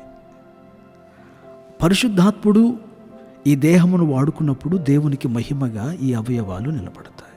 వినాలి జాగ్రత్తగా. దేహం ఇది, శరీరము, శరీర ఏచ్ఛలు వేరు. Body is different from flesh, or else body is different from కార్నాలిటీ. Bible అంటుంది శరీరం, ఈ దేహం అనేది న్యూట్రల్గా ఉంటుంది, ఎప్పుడు మధ్య స్థాయిలో ఉంటుంది. శరీరము, శరీర ఏచ్ఛలు గనక దానిని ఆకర్షించి దేహం దాని మాట వింటే పాపం చేస్తుంది. ఈ దేహం పాపంలో పడిపోతుంది. అదే గనక ఈ దేహము శరీరమునకు దాని ఏచ్ఛలకు కాకుండా ఈ దేహమే గనక పరిశుద్ధాత్మునికి తనను సమర్పించుకుంటే ఈ దేహము తండ్రిని మహిమపరిచే ఒక సాధనంగా ఉంటుంది. చాలా జాగ్రత్తగా వినాలి. ఏమంటున్నాడు? మరలా చదవండి 1వ వచనం. మీలో యుద్ధములను పోరాటములను దేని నుండి కలుగుచున్నవి? మీలో, ఈ యుద్ధం ఎక్కడంట? మీలో, ఇంటర్నల్ వార్. మీలో యుద్ధములు పోరాటములు దేనిలో నుంచి కలుగుతున్నాయి? మీ అవయవములలో పోరాడు మీ భోగేచ్ఛల నుండియే కదా. మీ అవయవములలో పోరాడు భోగయేచ్ఛలు. లోపలకు యుద్ధం అండి. అంటే యుద్ధం ఉందంటే అక్కడ ఏమి లేదు, సమాధానం లేదు. లోక స్నేహం చేసేవాడు దేవునికి శత్రువై ఉన్నాడు, వాడికి దేవునితో సమాధానం లేదు. ఇది బాహ్యంగా, బహిరంగంగా సమాధానం లేని అనుభవం. ఇది ఇంటర్నల్. ఇక్కడ చెప్తున్నది ఏంటి? లోపల సమాధానం లేదు, నెమ్మది లేదు. అన్ని పరిస్థితులు బాగుంటేనే నెమ్మదిగా ఉండడం అంటే అది లోకానుసారమైనది. చుట్టూ 1000 సమస్యలు ఉన్నా లోపల సమాధానంగా ఉన్నాడంటే అతడు దేవునితో ఉన్నాడని అర్థం. దేవుడు అతనితో ఉన్నాడన్నట్టు. చాలా జాగ్రత్తగా వినాలి. ఎప్పుడైతే ఒక మనిషిని లోపల సమాధానము, సంతోషము నిండి ఉంటుందో, నీతి ఇవన్నీ నిండి ఉంటాయో, ఆ మనుషుడు నెమ్మదిగా ఉంటాడు. వినండి వాక్యాన్ని జాగ్రత్తగా. శరీర ఏచ్ఛలు, ఒక మనుషుని యొక్క శత్రువు అతని శరీరమే. ఒక మనుషుడు గనక తన జీవితంలో శరీర కోరికల కొరకే జీవించేవాడైతే అతడు పరిశుద్ధాత్ముడు దుఃఖపెట్టేవాడై ఉంటాడు. వినాలి మాట. ఎఫెసీ 4 ఈ మాటను గురించి అంటాడు, పరిశుద్ధాత్మను దుఃఖపరచకండి. ఎందుకని? ఆ 4వ అధ్యాయంలో మాట్లాడుతూ వారి మాటలు, వారి యొక్క సోమరితనం, వారిలో ఉన్న ప్రవర్తన, ఇవన్నీ పరిశుద్ధాత్మ దేవుణ్ణి దుఃఖపరుస్తుందట. అంటాడు, do not grieve the holy spirit. అంటే తన శరీరము కొరకే, శరీర కోరికలు, శరీర ఏచ్ఛలు, స్వార్థం కొరకు బ్రతుకువాడు నిజముగానే పరిశుద్ధాత్మని దుఃఖపరిచేవాడై ఉంటాడు. రోమపత్రిక 8వ అధ్యాయం 7వ వచనాన్ని మనం చదివినప్పుడు, ఏలయనగా శరీరానుసారమైన మనస్సు, వింటున్నారా? శరీరానుసారమైన మనసు దేవునికి విరోధమైనది. అది దేవునికి విరోధమైనది. లోక స్నేహము దేవునికి విరోధమైంది. శరీరానుసారమైన మైండ్, శరీరానుసారమైన జీవితం, అది దేవునికి విరోధమైనది. పరిశుద్ధాత్మ దేవునికి విరోధమైనది. బైబిల్ అది అంటుంది. అబ్రహాం అలా కాదు. అబ్రాము ఆత్మీయమైన మనసు గలవాడు, దేవుని కొరకు కనిపెట్టుకున్నవాడు, దేవునితో కూడా నడిచినవాడు. అతని జీవితంలో చివరికి ఏంటో తెలుసా? సమాధానం. నెమ్మదిగా జీవించాడు. వినాలి వాక్యాన్ని జాగ్రత్తగా. లోతలా కాదు, శరీరానుసారమైన మనసు గలవాడు. అందుకని అతడు దేవునికి లోబడలేదు. మీరు బైబిల్లో చదివారా? లోతుకు విరోధంగా అంట కొందరు రాజులు వచ్చి యుద్ధం చేశారట. అన్నిటిని పోగొట్టుకుని లోతును కూడా వెంటబెట్టుకుపోయారట. అబ్రహాం వెళ్ళి వారిని విమోచించుకుని తీసుకుని వచ్చాడు. అంటే లోకంతో స్నేహం చేస్తే, శరీరానుసారంగా నువ్వు నడిస్తే ఎల్లప్పుడూ యుద్ధాలే. Externally you will be facing lot of troubles and war, and even internally also you will be facing war. ఏమిటి దాని కారణం అన్నప్పుడు నీకు నెమ్మది ఉండదు, నీకు సమాధానం ఉండదు. కాబట్టి ఈ శరీరము దేవునికి విరోధంగా ప్రవర్తించేలాగా చేస్తుంది. వాక్యాన్ని చాలా జాగ్రత్తగా వినాలి. ఏమంటాడు 8వ అధ్యాయంలో 6వ వచనంలో? మీరు శరీరానుసారమైన మనసు కలిగిన వారైతే మీరు చావవలసిన వారే. చదవండి అన్నమాట. రోమా 8:6. శరీరానుసారమైన మనస్సు మరణం. చాలు. శరీరానుసారమైన థింకింగ్, శరీరానుసారమైన ఆలోచనలు, శరీరానుసారమైన ప్రవర్తన ఏది కూడా ఆత్మ సంబంధంగా కాదు, అన్నీ శరీరానికి సంబంధమైనవే. అతని ఆలోచనలు, అతని మాట, అతని క్రియలు, అతని యొక్క ప్రవర్తన పేరుకు మాత్రం క్రైస్తవుడని, లేకుంటే వేషమునకు మాత్రం ఆత్మీయత యొక్క వేషమును కప్పుకొని తన జీవితంలో గనక శరీరమునకే సేవ చేయువాడైతే అతడు దేవునికి దగ్గరగా రాలేడు. నీ శరీరము దేవునికి దగ్గరగా రాకుండా నిన్ను ఆటంకపరుస్తూ ఉంటుంది. నువ్వు శరీరానికి లోబడుతున్నావా, లేకపోతే దేవుని ఆత్మకు లోబడుతున్నావా? ఇక్కడ ఇదే ప్రశ్న. నీవు నేను గనక మన దేహమును శరీర సంబంధమైన ఏచ్ఛలకు కానీ దాని భోగములకు కానీ అప్పగిస్తే మనం దేవునికి విరోధంగా జీవించుచున్న వారమై, మనం చావవలసిన వారమే. అలా కాకుండా పరిశుద్ధాత్మకు మనం విధేయత చూయించచ్చు. మనం నడిచినలా దేవునితో మనం సమాధానమును, నెమ్మదితో కూడిన నిత్య జీవమును అనుభవించు వారమై ఉంటామని లేఖనాలు మనతో మాట్లాడుతున్నాయి.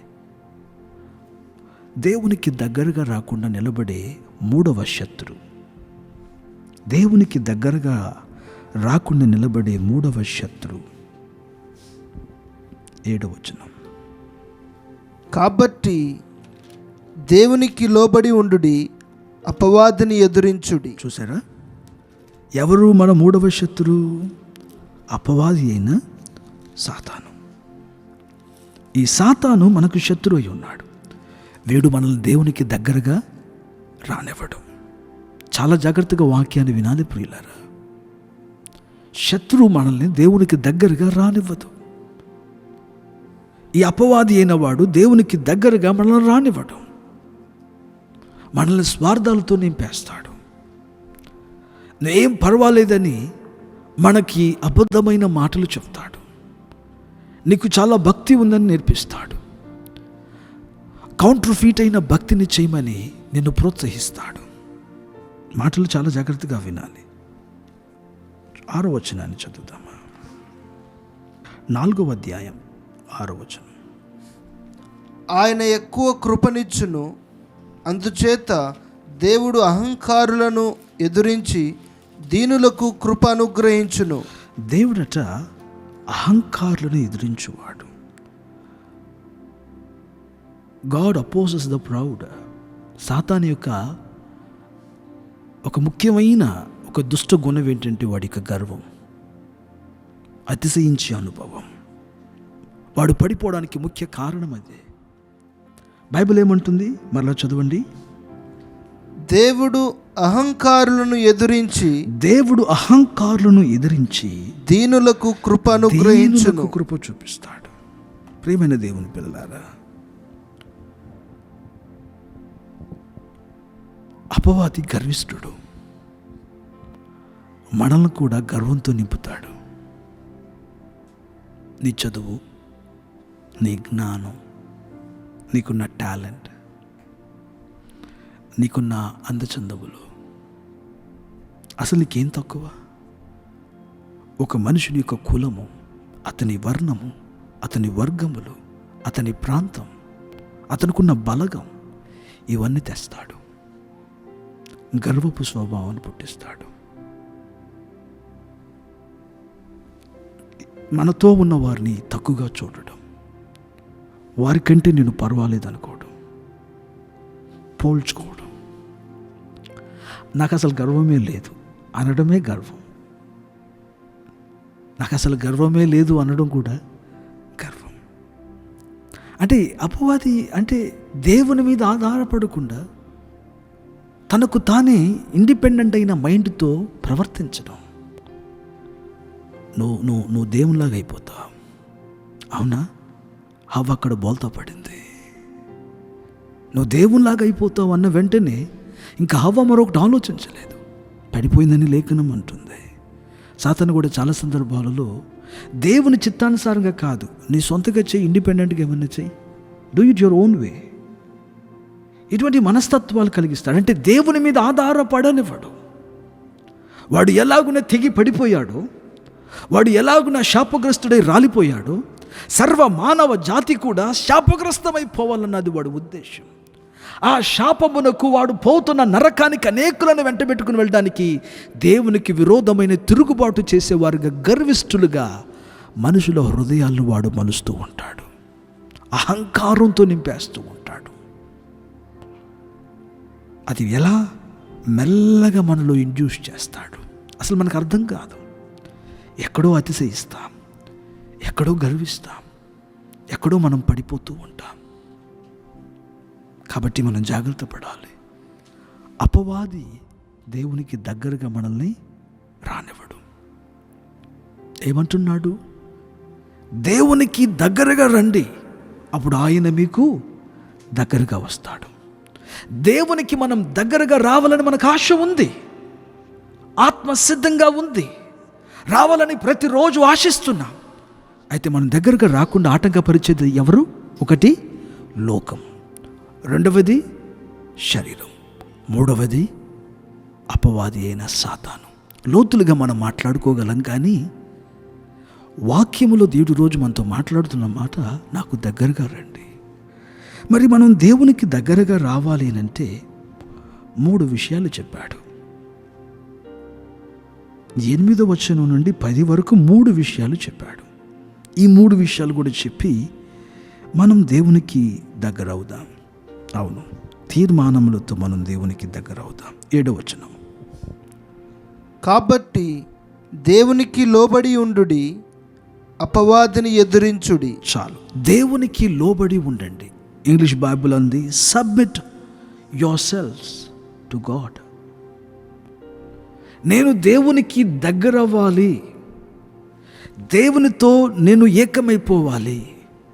దేవునికి నాకును మధ్యలో ఉన్న బాంధవ్యం అది గాఢమైనదిగా, ఎవరిను ఎడబాపలేనిదిగా మారాలి అని అంటే బైబిల్ అంటుంది, submit your selves to God. దేవునికి లోబడి ఉండండి. వినాలి ఈ మాట చాలా జాగ్రత్తగా. సబ్మిట్ అన్నప్పుడు దేవునికి అంకితమైపోయే అనుభవం. ఏమని చెప్పాలి? Unconditional surrender. ఏదేమైనా పర్లేదు ప్రభువా, నా జీవితాన్ని నేను నీకు ఇచ్చేస్తాను. నష్టమైన, కష్టమైన, ఇబ్బంది అయినా, ఏదైనా సరే ప్రభువా, నా జీవితాన్ని నీకు పూర్తిగా నేను ఇచ్చేస్తున్నాను. నా మనసు, నా ప్రాణం, నా ఆత్మ, దేహం అన్నిటినీ నీకు నేను సరెండర్ చేసేస్తున్నాను. వినాలి ఈ మాటను చాలా జాగ్రత్తగా. దేవునికి ఎప్పుడైతే ఒక టోటల్ అయిన సరెండర్లోనికి అనుదినం, అనుక్షణం, ప్రతి పూట, అది ఉదయమైనా, అది సాయంకాలమైన, రాత్రి అయినా, మనం ఒకవేళ ఇంటిలో ఉన్న 10 మంది మధ్యలో ఉన్న, మీ ఆఫీస్లో ఉన్న, చర్చ్లో ఉన్న, మీరు ఎక్కడ ఉన్నా కానీ absolute surrender is the key to the total victory. Surrender అయిపోవాలి ఇంకంతే. పూర్తిగా దేవునికి మనల్ని మనం ఇచ్చేసేయాలి. ఎప్పుడైతే మనం అలా దేవునికి సమర్పిస్తామో, దేవునికి మనల్ని మనం ధారపోసేస్తామో, ఏమైనా పర్వాలేదు ప్రభువా, నేను నన్ను నీకు ఇచ్చేస్తున్నాను, నీ మాటకి నేను విధేయత చూపిస్తాను. ఈ అనుభవం మనకి చాలా ముఖ్యం. అర్థమయ్యేలాగా చెప్పాలి అని అంటే, ఇంకా బైబిల్ గ్రంథంలో పౌలు భక్తుడు ఒక మాట అన్నాడు, అపవాదికి చోటు ఇవ్వకూడదు. Don't give place to the devil. Don't give an avenue. Don't give a beach head. చాలా మాటలు ఉన్నాయి. Don't give an foot holder to the devil. అపవాదికి ఇసుక రేనంత కూడా అవకాశం ఇవ్వద్దు అని అన్నాడు. వినాలి జాగ్రత్తగా. ఇప్పుడు టోటల్ సరెండర్, దేవునికి నన్ను నేను సమర్పించేసామని చెప్పినప్పుడు అపవాదికి గనక మన కళ్ళల్లో గనక అవకాశం దొరికితే, చూపు విషయంలో, నోటి మాటల విషయంలో, మన దేహంలో ఎక్కడైతే వాడికి అవకాశం దొరుకుతుందో దాన్ని వాడు నిలబడడానికి బేస్గా చేసుకుంటాడు. అక్కడ నుండి మన లోపల ఉన్న ప్రతి సిస్టమ్ను వాడు పాడు చేస్తాడు. మన ఆత్మీయతను అంతటిని వాడు పాడు చేస్తాడు. వినండి, యేసు ప్రభు చెప్పలేదా ఒక ఉపమానం చెప్తూ, అపవాది అంటే ఒకనిలో నుంచి వెళ్ళిపోయిందట. వెళ్ళిపోయి అది ఎడారి స్థలాల్లో మొత్తం తిరుగుతూ అరే నేను నా ఇంటిని విడిచిపెట్టి వచ్చానే, అసలు ఆ ఇల్లు ఎలా ఉందో అని తిరిగి వచ్చేది చూసిందట. చూస్తే ఆ ఇల్లు ఊడ్చబడి అది చక్కగా జోడింపబడి ఉండుట చూచి తాను వెళ్ళి తనకంటే చెడ్డవైన 7 దురాత్మలను వెంటబెట్టుకుని వచ్చి ఆ ఇంటిలో కాపురం ఉండును. ఆ ఇంటి యొక్క మొదటి స్థితి కంటే దాని కడపడి స్థితి బహుఘోరం అని అన్నాడు ప్రభు. అంటే ఏంటి? నేను మారుమనసు పొందాను, బాప్తిసం తీసుకున్నాను, పరిశుద్ధాత్మతో నింపబడ్డాను, ప్రేయర్ చేస్తున్నాను, వాక్యం చదువుతున్నాను, పరిశుద్ధంగా జీవించడానికి ప్రయత్నం చేస్తున్నాను, సువార్త ప్రకటిస్తున్నాను. వినాలి, ఇవన్నీ మన ఆత్మీయమైన అనుభవాలు మనం చెప్పవచ్చు. మనకు కలిగిన అనుభవాలు, మనం రోజు చేస్తున్న అనుభవాలు మనం మాట్లాడవచ్చు. అయితే ప్రియమైన దేవుని బిడ్డలారా, మనలో గనక ఎక్కడైనా గనక అపవాదికి మనం చోటిచ్చేవారమైతే, తలంపులలో కానీ లేదు మనకి శరీర అవయవాలలో వాడి క్రియలు జరగడానికి మనం ఎక్కడైనా గనక అవకాశం ఇచ్చేవారుగా మారితే, దానిని వాడు ఆధారం చేసుకుని లోపలికి వస్తాడు. ఆ ఏరియా దేవునికి సబ్మిట్ అవ్వలేదు, సరెండర్ అవ్వలేదు అన్నమాట.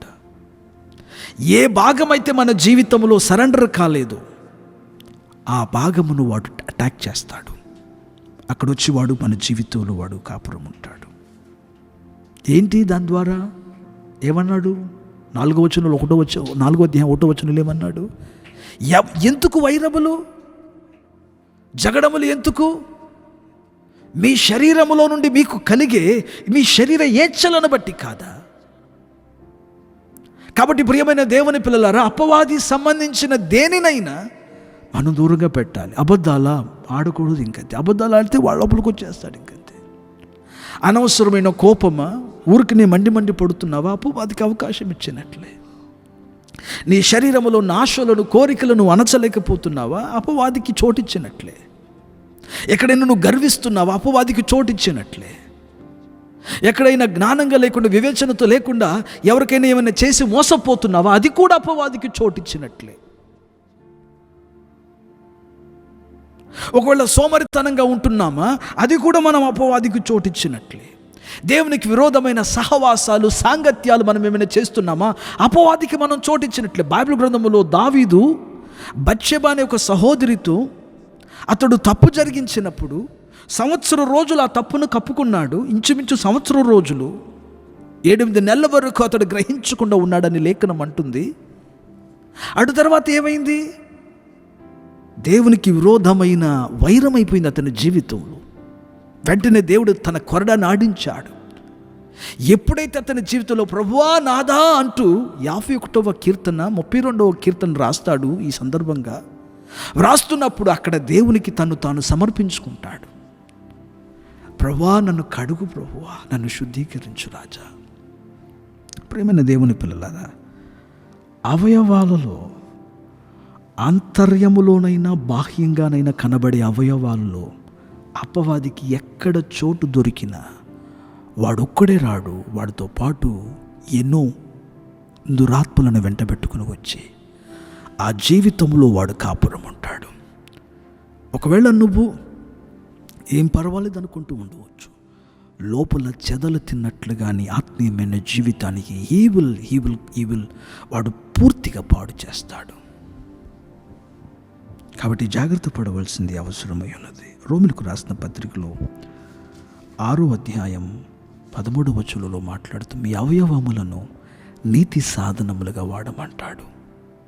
చూడండి, 6వ అధ్యాయం 13వ వచనం. మరియు మీ అవయవములను దుర్నీతి సాధనములుగా మీ అవయవములను దుర్నీతి సాధనములుగా పాపమునకు అప్పగింపకుడి. పాపమునకు అప్పగించకండి. అయితే వింటున్నారా? మీ అవయవాలను పాపం చేయడానికి వాటిని అప్పగించకండి. అయితే మృతులలో నుండి సజీవులమనుకొని మిమ్మును మీరే దేవునికి అప్పగించుకొనుడి. మిమ్ములను మీరే దేవునికి ఏం చేయాలంట? అప్పగించుకోవాలి. బ్రదర్, వినాలి మాట. దేవుడు మనల్ని వంచుకోడిలా. ఒకటి బలవంతంగా దేవుడు మలచడు.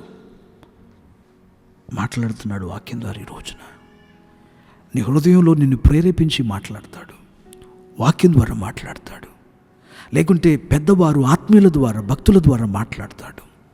అటువంటి పరిశోధనలతో ద్వారా మనతో మాట్లాడినప్పుడు మన జీవితంలో మనం ఏం చేయాలంటే వెంటనే మనం సరెండర్ అవ్వాలి. ప్రభువా, ఇప్పుడు ఉదాహరణకి లోకము, శరీరము, అపవాది వీరందరూ కలిసి మన మీద దేవునికి దగ్గరగా కాకుండా మన మీద దాడి చేస్తున్నారు. దాడి చేస్తున్నప్పుడు ఉదాహరణకి నీ ప్రార్థన జీవితం మీదనే దాడి చేస్తున్నారు. ఏం చేయాలి? వెంటనే నీవే బలవంతంగా ప్రభు సన్నిధిలో కూర్చోవాలి, మోకాళ్ళ మీదకి రావాలి.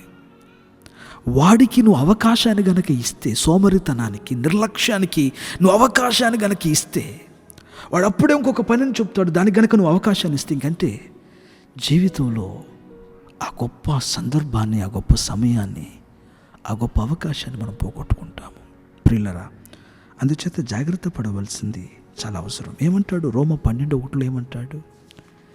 మీ మీ మీ శరీరమును సజీవ యాగముగా దేవునికి మీరు సమర్పించుకొనుడి అని దేవుని వాత్సల్యతను బట్టి మిమ్మల్ని బ్రతిమాలుకొనుచున్నాను. మన దేహమును మనం దేవునికి సజీవ యాగంగా సమర్పించాలి. దేవుని స్తోత్రం కలుగునగాక. So surrender, submission. నీ కళ్ళను బలిపీఠం మీద పెడుతున్నావా? సరెండర్ చేస్తున్నావా? ఏదో ఒక రోజు చేసాననేది కాదు, ప్రతిరోజు బలిపీఠం మీద పెట్టాలి. నీ ఆలోచనలు ప్రతిరోజు సరెండర్ చేస్తున్నావా? దేవుడు ఎవరో నీ పాత శత్రువులు నీకు గుర్తొచ్చారు, వెంటనే బలిపీఠం మీద పెట్టి నీవు సమాధాన పడుతున్నావా? దేవుని దగ్గరగా క్షమాపణ అడిగి ప్రభు నిన్ను ప్రేరేపించగా వెళ్ళి వాళ్ళతో కూడా సమాధాన పడుతున్నావా? Surrendered life. ప్రభు అంటున్నాడు, నా కుమార్తె, నా కుమారుడా, నీ నోటి మాటలు క్రమంగా లేవు, మానాలి. చాలా వ్యర్థమైన మాటలు మాట్లాడుతున్నావు, మానాలి.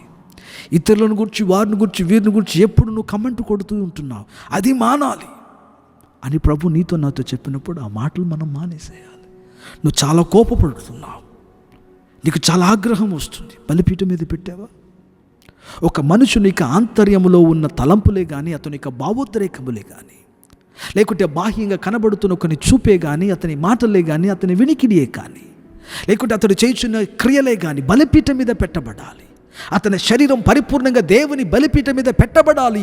అది ప్రతిరోజు దేవుని అగ్ని చేత కాల్చబడాలి. బలి తలంపు ఎల్లప్పుడు మనలో ఉండాలి. నేను వధకు తీసుకురాబడిన నేను గొర్రెను, ప్రతిరోజు వధింపబడాలి. ప్రతిరోజు దేవునికి ఇష్టం లేనివి మనలో చంపబడాలి. మనలో ఒక్కొక్క రోజు నీతియే దినదినము ఇది పైకి లేవాలి, కానీ మనలో ఉన్న ప్రతి పాపము అవినీతి చంపబడుతూ ఉండాలని దేవుడు కోరుకుంటున్నాడు. This is submission. ఏదైనా నా దేవునికి నేను అంకితం చేయడానికి సిద్ధంగా ఉన్నాను. నన్ను నేను కానుకగా దేవునికి ఇవ్వడానికి సిద్ధంగా ఉన్నాను. ఒక చిన్న కోపమే కదా, ఒక చిన్న అసూయనే కదా కయ్యోను వదులుకోలేకపోయాడు. తన సహోదరుడంటే అతనికి అసూయ, అతనికి కోపం, ఒక చిన్నది. దానివలన శాపమునకైనా అతడు తెగించాడు, శాపమునైనా వహించడానికి అతడు ఇష్టపడుతున్నాడు. కానీ ఎంత మాత్రం అతడు దేవుని ఎదుట సమర్పించుకున్నవాడు కాడు. సబ్మిట్. ఈరోజు దేవుడు అదే మాట్లాడుతున్నాడు. From the crown of your head to the sole of your feet submit, total surrender. నడి నెత్తి మొదలుకొని అరి పాదాల వరకు దేవునికి పూర్తిగా సమర్పించుకొని నా అనుభవం. దేవుడు ఇది మన దగ్గర కోరుతున్నాడు. ఈ అనుభవాలలో మనం ఎదిగే కొలదే తర్వాత నిదానంగా వస్త్రధారణ, వింటున్నారా, ఆ వస్త్రధారణతో పాటు ప్రతి విషయాలలో కూడా దేవుడు మన దగ్గర సరెండర్. లోక వేషములు, లోకానుసారమైన పద్ధతులు ఎక్కడ మనలో కనబడకుండా, శరీరం ఎక్కడ మనలో కనబడకుండా, అపవాదికి ఎక్కడ చోటు లేకుండా మనం ఎప్పుడైతే మన జీవితాలను ఒక గోడవలే కాపాడుకుంటూ ఉంటామో దేవునికి మనం దగ్గరగా అవ్వగలుగుతాం. దేవుని స్తోత్రం కలుగునుగాక. దేవుని స్తోత్రం కలుగునుగాక. ఈ రోజున చాలా దుఃఖం ఏంటంటే చాలామంది దేవునికి సమర్పించుకోలేదు, అపవాదిని ఎదిరించను లేదు. నువ్వు దేవునికి లోబడితే, దేవునికి సమర్పించుకుంటే నేను అపవాదిని ఎదిరించగలిగిన వాడు అయి ఉంటావు. లేకపోతే నువ్వు దేవునికి శత్రుగా మారి అపవాదికి మిత్రుగా మారుతావు. గుర్తుంచుకోలే విషయాన్ని. నీ శరీరమును, దాని క్రియలను గనక నువ్వు చంపకపోతే, వాటిని గనక నువ్వు నీతి సాధనములుగా సమర్పించుకొనకపోతే తప్పకుండా నువ్వు దేవునికి విరోధముగా నీ వెన్ను చూపించిన వాడువని, అపవాదిని ముద్దులతో హత్తుకున్నవాడుగా కనపడతావని లేఖనాలు మనతో మాట్లాడుతున్నాయి. Submit to the Lord and resist the devil. The అపవాదిని ఎదిరించే ఒక మూలమైన, ఒక ముఖ్యమైన ఆయుధమే దేవునికి మనం సమర్పించుకోవడం. వింటున్నారా? వాక్యానికి లోబడడం.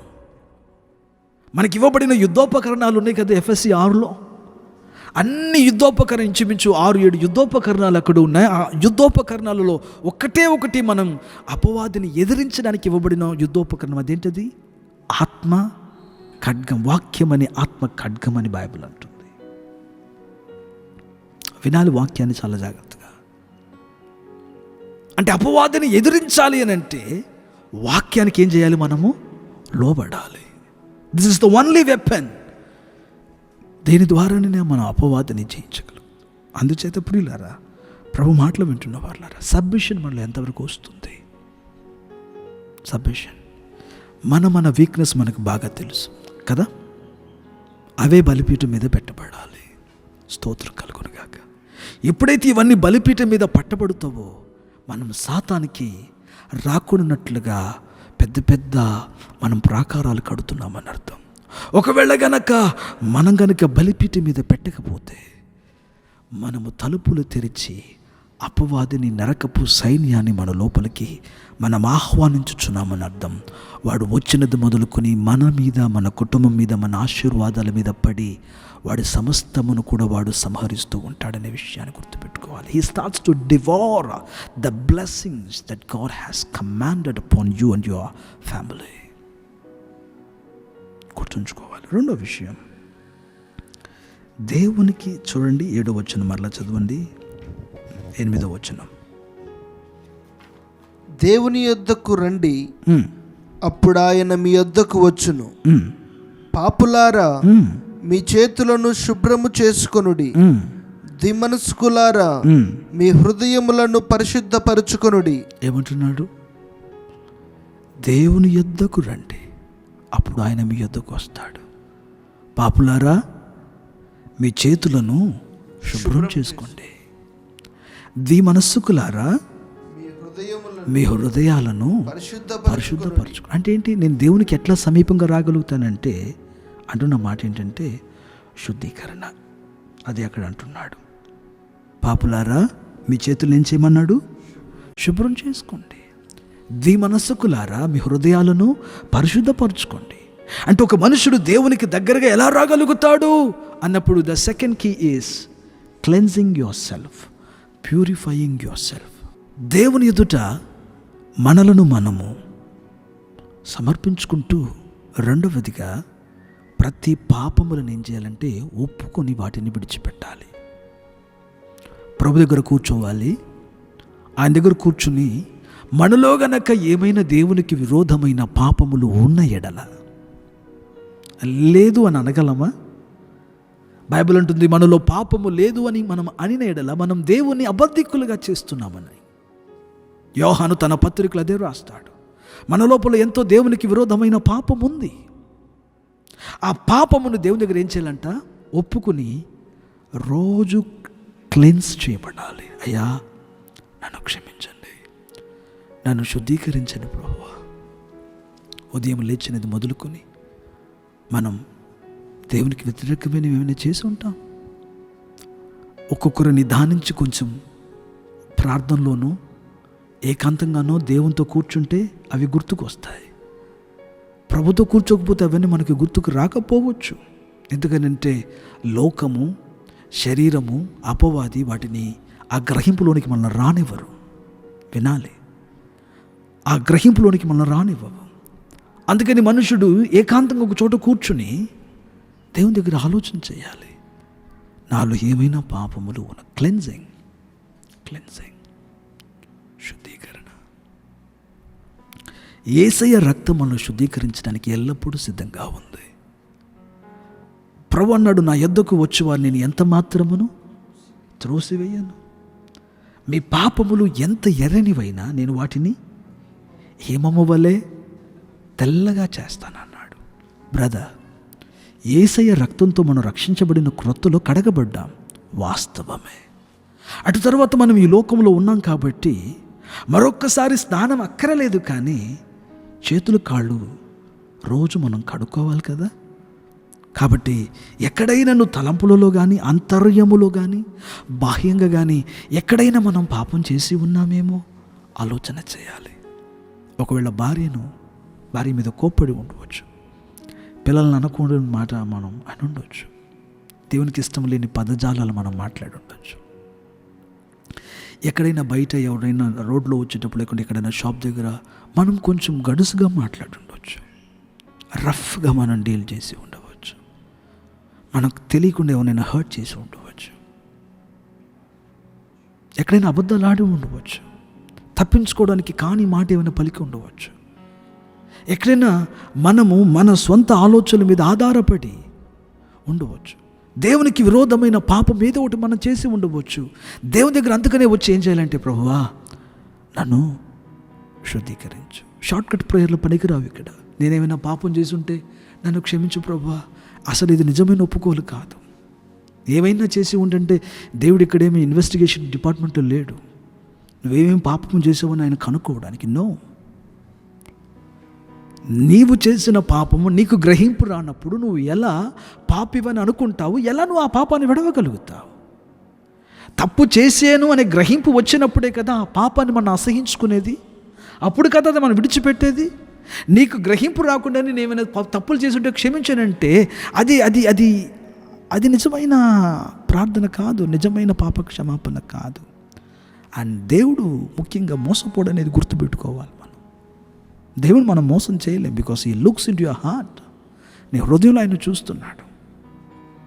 సో నీ పెదవుల్లో నీ హృదయాన్ని రెండింటిని కంపేర్ చేస్తాడు. అందుకని పశ్చాత్తాపడి కన్నీరు విడిచి దేవుని దగ్గర మనం కన్నీరు విడిచి, ప్రభువా కన్నీరు విడవాలన్నది మన పాపాలు పోవడానికి కన్నీరు విడవాలనేది కాదు, నేను చేసింది తప్పు అనే గ్రహింపుతో కన్నీరు విడవాలంటున్నాను. ఎందుకంటే కన్నీరు ఒకని పాపాలు పోగొట్టలేవనేది కూడా గుర్తుపెట్టుకోవాలి.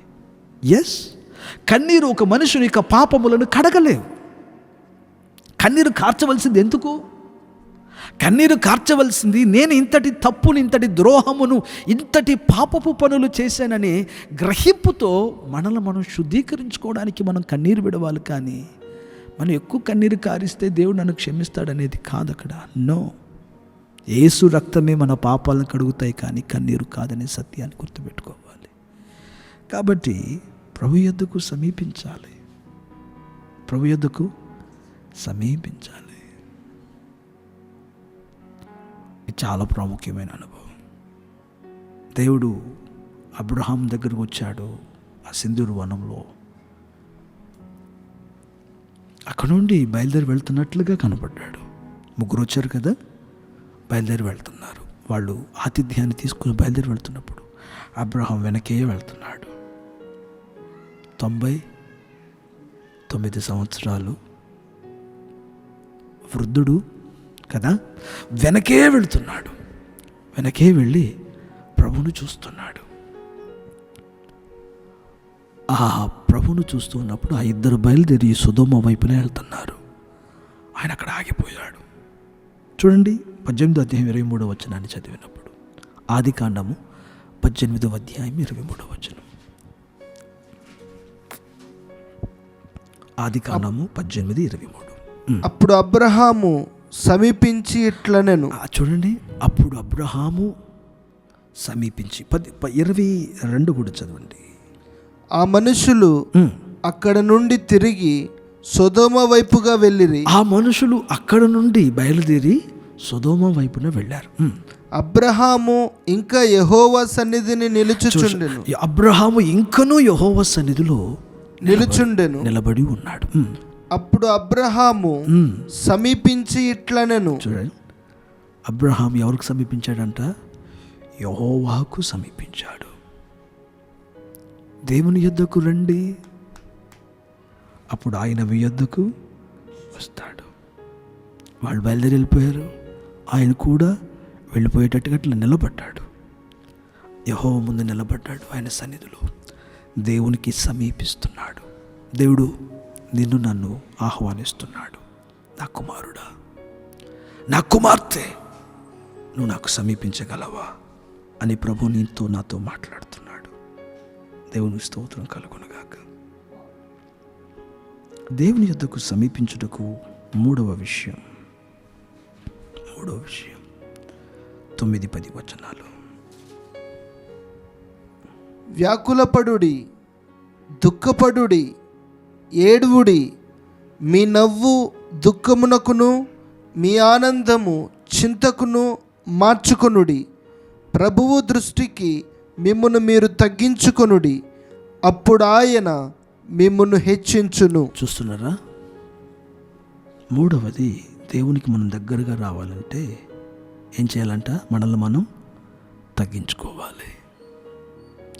మనల్ని మనం ఏం చేయాలి? తగ్గించుకోవాలి. ఒక మనుషుడు దేవునికి దగ్గరగా రావాలంటే తగ్గింపు అనేది చాలా ప్రాముఖ్యం. వాక్యాన్ని చాలా జాగ్రత్తగా వినాలి. దేవుడు గర్విష్ఠులకు వ్యతిరేకి ఉన్నాడు. ఏమంటున్నాడు? ఏడవండి, కన్నీరు విడవండి, మీ నవ్వు దుఃఖముగాను వ్యాకులముగాను మారాలి. మిమ్ములను మీరు తగ్గించుకోండి, అప్పుడు ఆయన మిమ్ములను హెచ్చిస్తాడు. సో మనల్ని మనం తగ్గించుకోవడం అనేది చాలా ప్రాముఖ్యం. సామెతల గ్రంథము 6వ అధ్యాయము 16-17 వచనాలు చదివినప్పుడు, యెహోవాకు అసహ్యములైనవి 6 కలవు, 7 ఆయనకు హేయములు. అవేవనగా అహంకార దృష్టియు. ఏంటిదంట? అహంకారపు దృష్టి. లోతుగా నేను ఏదో మాట్లాడాలనుకోవట్లేదు, కానీ గ్రహించండి సంగమా. దేవునికి అహంకారపు చూపు, ఇతరులను తక్కువగా చూడడం అన్నప్పుడు not only with your eyes, it speaks about even your mind. కన్నులు అన్నప్పుడు మనసును కూడా మాట్లాడుతున్నాయి అని అర్థం. అహంకారపు చూపు అంటే ఏంటి? ఇతరులను తక్కువగా చూడడం, నిన్ను నువ్వు ఘనంగా చూసుకోవడం. ఇది మన దగ్గర ఉండకూడదు. దేవుడు ద్వేషిస్తున్నవి ఇవి, దేవునికి అసహ్యమైనవి. ఏంటిదట? అహంకారం. 13వ అధ్యాయం అదే సామెతల గ్రంథం 10వ వచనాన్ని చూడండి. 13:10. గర్వము వలన జగడమే పుట్టును. ఏంటది? గర్వం వలన ఏం పుడుతుందంట? జగడాలు. ఎందుకు చాలా కుటుంబాల్లో జగడాలు? స్నేహితుల మధ్యలో ఎందుకు జగడాలు? ఎందుకు ప్రపంచంలో పోటీలు? ఎందుకని ఒకరొకరు కాంప్రమైజ్ అవ్వలేకపోతున్నారు? గర్వం కాదా? తగ్గించుకోవడం ఇష్టం లేదు కదా భార్యకు. నా భార్యే కదని ప్రేమించడం చేతకాట్లేదు కదా భర్తకు.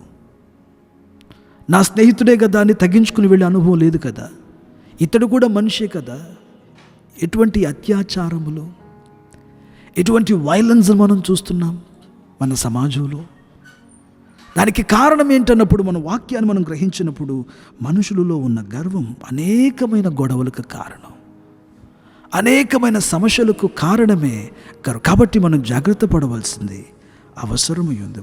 సిద్కియా ఏలనారంభించినప్పుడు 21 ఏండ్ల వాడై యెరూషలేములో 11 సంవత్సరములు ఏలెను. అతడు తన దేవుడైన యెహోవా దృష్టికి చెడు నడత నడుచుచు ఆయన నియమించిన ప్రవక్త అయిన ఇర్మియా మాట వినకయు తన్ను తాను తగ్గించుకొనకయు ఉండెను. మరియు దేవుని నామమును బట్టి తన చేతి ప్రమాణము చేయించిన నెబుకద్నెజరు రాజు మీద అతడు తిరుగుబాటు చేసెను. అతడు మొండితనము వహించి ఇశ్రాయేలీయుల దేవుడైన యెహోవా వైపు తిరగక తన మనస్సును కఠినపరుచుకొనెను. అదియుగాక చాలు, చూస్తున్నారా,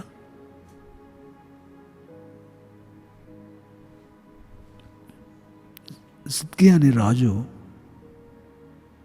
దేవుని ఎదుట తగ్గించుకోలేదంట. బైబిల్ ఉంటుంది మొండివాడు, ఇంగ్లీష్ బైబిల్ ఉంటుంది స్టిఫ్ నెక్డ్ గాయ్, మెడ వంచని వాడు. అది రావాలి. అందుకని దేవుని కాడి మన మీద పడాలి. కాడి పడినప్పుడే మెడ వంగిద్ది. ప్రభువాన్ లేదా నా కాడిని మీ మీద ఎత్తుకోనండి. తగ్గింపు రావాలంటే ప్రభు కాడి మన మీద పడాలి. ఆయన శిక్షణ, దేవుని వాక్యం విధేయత, వెంటనే తల వంచి ప్రతిదాన్ని చేయగలిగిన వాక్యం ఏం చెప్తే అది చేయగలిగిన అనుభవం, ఇది చాలామంది మీద పడలా. అందుకని ఇష్టం వచ్చినట్లుగా ఉంటున్నారు సిద్కియాలాగా. వాడు హృదయాన్ని కఠినం చేసుకున్నవాడు, వాడు గర్విష్ఠియు. ప్రవక్తల మాటను కూడా ఏం చేశాడంట, తృణీకరించిన వాడు. ఒకసారి వాక్యాన్ని ఆలోచించండి. ఎన్ని సంవత్సరాలు? 21 సంవత్సరాలు. యవనస్తుడు ఒక్కసారి ఆలోచన చేయాలి. మనలో ఎక్కడైనా గర్వం ఉందేమో. అతడు పరిపాలన చేసింది 11 సంవత్సరాలే, 32 సంవత్సరాల వరకు అంతే. యవన ప్రాయమంతా గర్వంతోనే గడిపేశాడు. యవన ప్రాయమంతా తిరుగుబాటు, యవన ప్రాయమంతా దైవ సేవకులను దూషించడం, హింసించడం, వారిని తృణీకరించడం. యవ్వన ప్రాయం అంతా కూడా అవిధేయతలోనే జీవించేశాడు. అతని ముగింపు రమ్యమైన ముగింపుగా ముగింపబడలేదు. ప్రభు మాటలు వింటున్న వాళ్ళరా, దేవునికి గర్విష్ఠులు అన్నప్పుడు చాలా చాలా దేవుడు వారిని అసహించుకున్నవాడు. దేవుడు గర్వమును దేవుడు ద్వేషించువాడై ఉన్నాడనే విషయాన్ని మనం గుర్తుపెట్టుకోవాలి. దేవునికి ఏమి ఇష్టమో తెలుసా? 51వ అధ్యాయము 17వ వచనం, కీర్తనల గ్రంథం 51:17. కీర్తనల గ్రంథం 51:17 తీయండి. విరిగిన మనస్సు దేవునికి ఇష్టమైన బలు. హృదయంలో కఠినం కాదు, విరిగిన మనస్సు దేవునికి ఇష్టమైన బలి. చదవండి. దేవా, విరిగి నలిగిన హృదయమును నీవు అలక్ష్యము చెయ్యవు. విరిగి నలిగిన హృదయాన్ని దేవుడు అలక్ష్యము చేసేవాడు కాడు. చూడండి, ఇర్మియా గ్రంథంలో 9వ అధ్యాయము 23-24 వచనాలు. ఇర్మియా 9:23-24 వచనాలు. యెహోవా ఇలాగు సెలవిచ్చుచున్నాడు, జ్ఞాని తన జ్ఞానమును బట్టియు శూరుడు తన శౌర్యమును బట్టియు అతిశయింపకూడదు. ఐశ్వర్యవంతుడు తన ఐశ్వర్యమును బట్టి అతిశయింపకూడదు.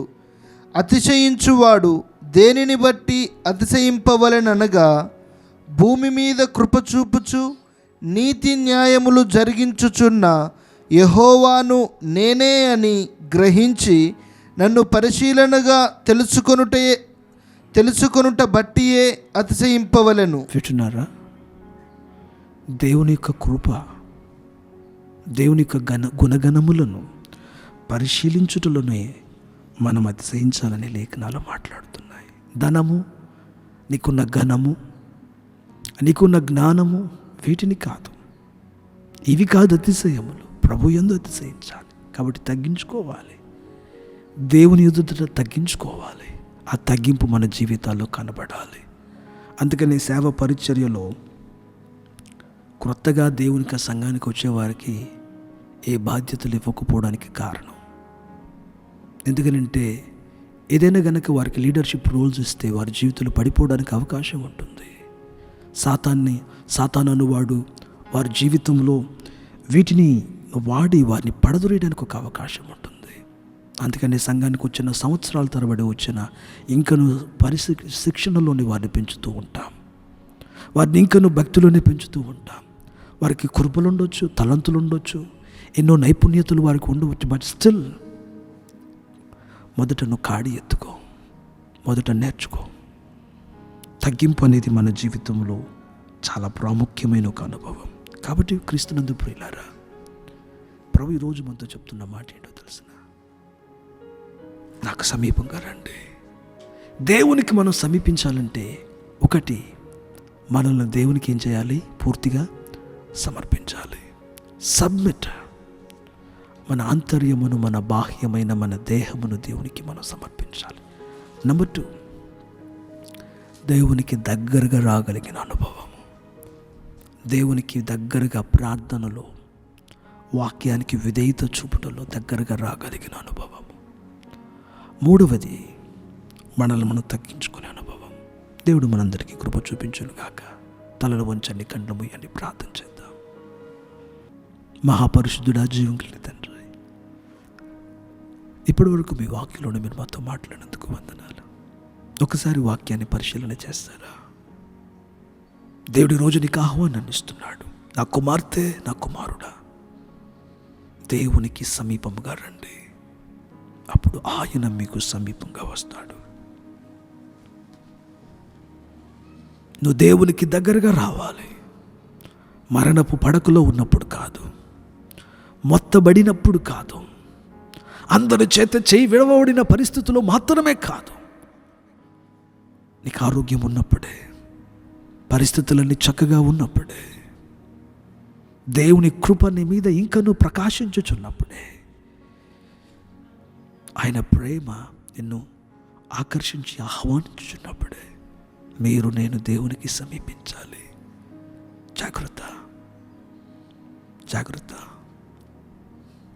లోకము, శరీరము, సాతాను దేవునికి మనం దగ్గరగా కాకూడదని వారు బహుగా ప్రయత్నాలు చేస్తున్నారు.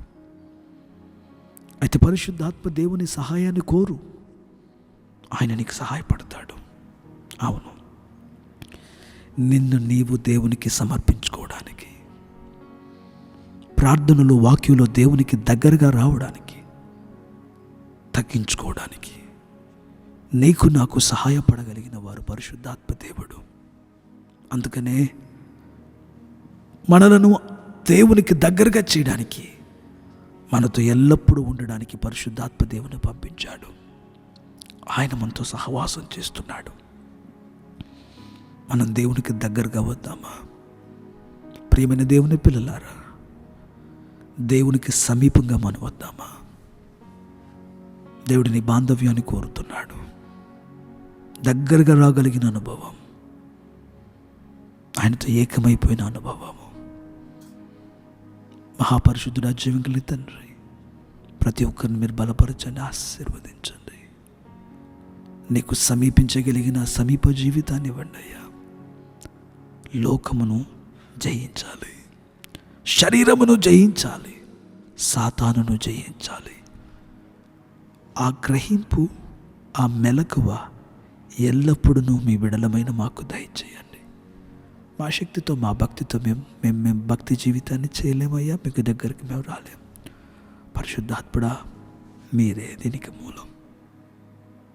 మేము ఎల్లప్పుడూ ప్రభువా బలిపీఠం మీద మా జీవితాలు సమర్పించడానికి సహాయం చేయండి. సమర్పణ ద్వారా సాతానుని ఎదిరించే శక్తిని మాకు ఇవ్వండి. ప్రాముఖ్యంగా ప్రార్థనలోను, వాక్య విధేయతలోను మీకు సమీపించగలిగిన కృపను దయచేయండి. తగ్గించుకున్న అనుభవాన్ని దయచేయండి.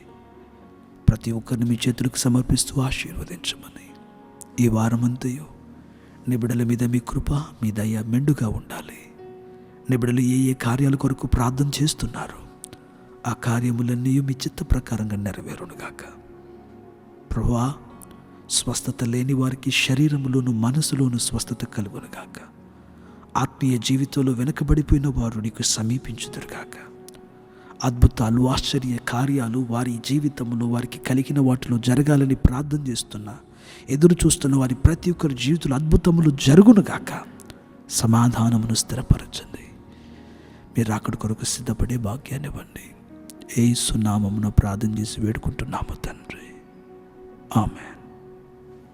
మన తండ్రి అయిన దేవుని ప్రేమ, కుమారుడైన యేసుక్రీస్తు వారి కృప, పరిశుద్ధాత్మ దేవునికి అన్యోన్య సహవాసము, సమాధానము కూడి వచ్చిన మనందరికీ లోకములో ఉన్న సకల పరిశుద్ధులకును ఇప్పుడు ఎల్లప్పుడూ సదాకాలం తోడి ఉండి నడిపించునుగాక. ఆమేన్.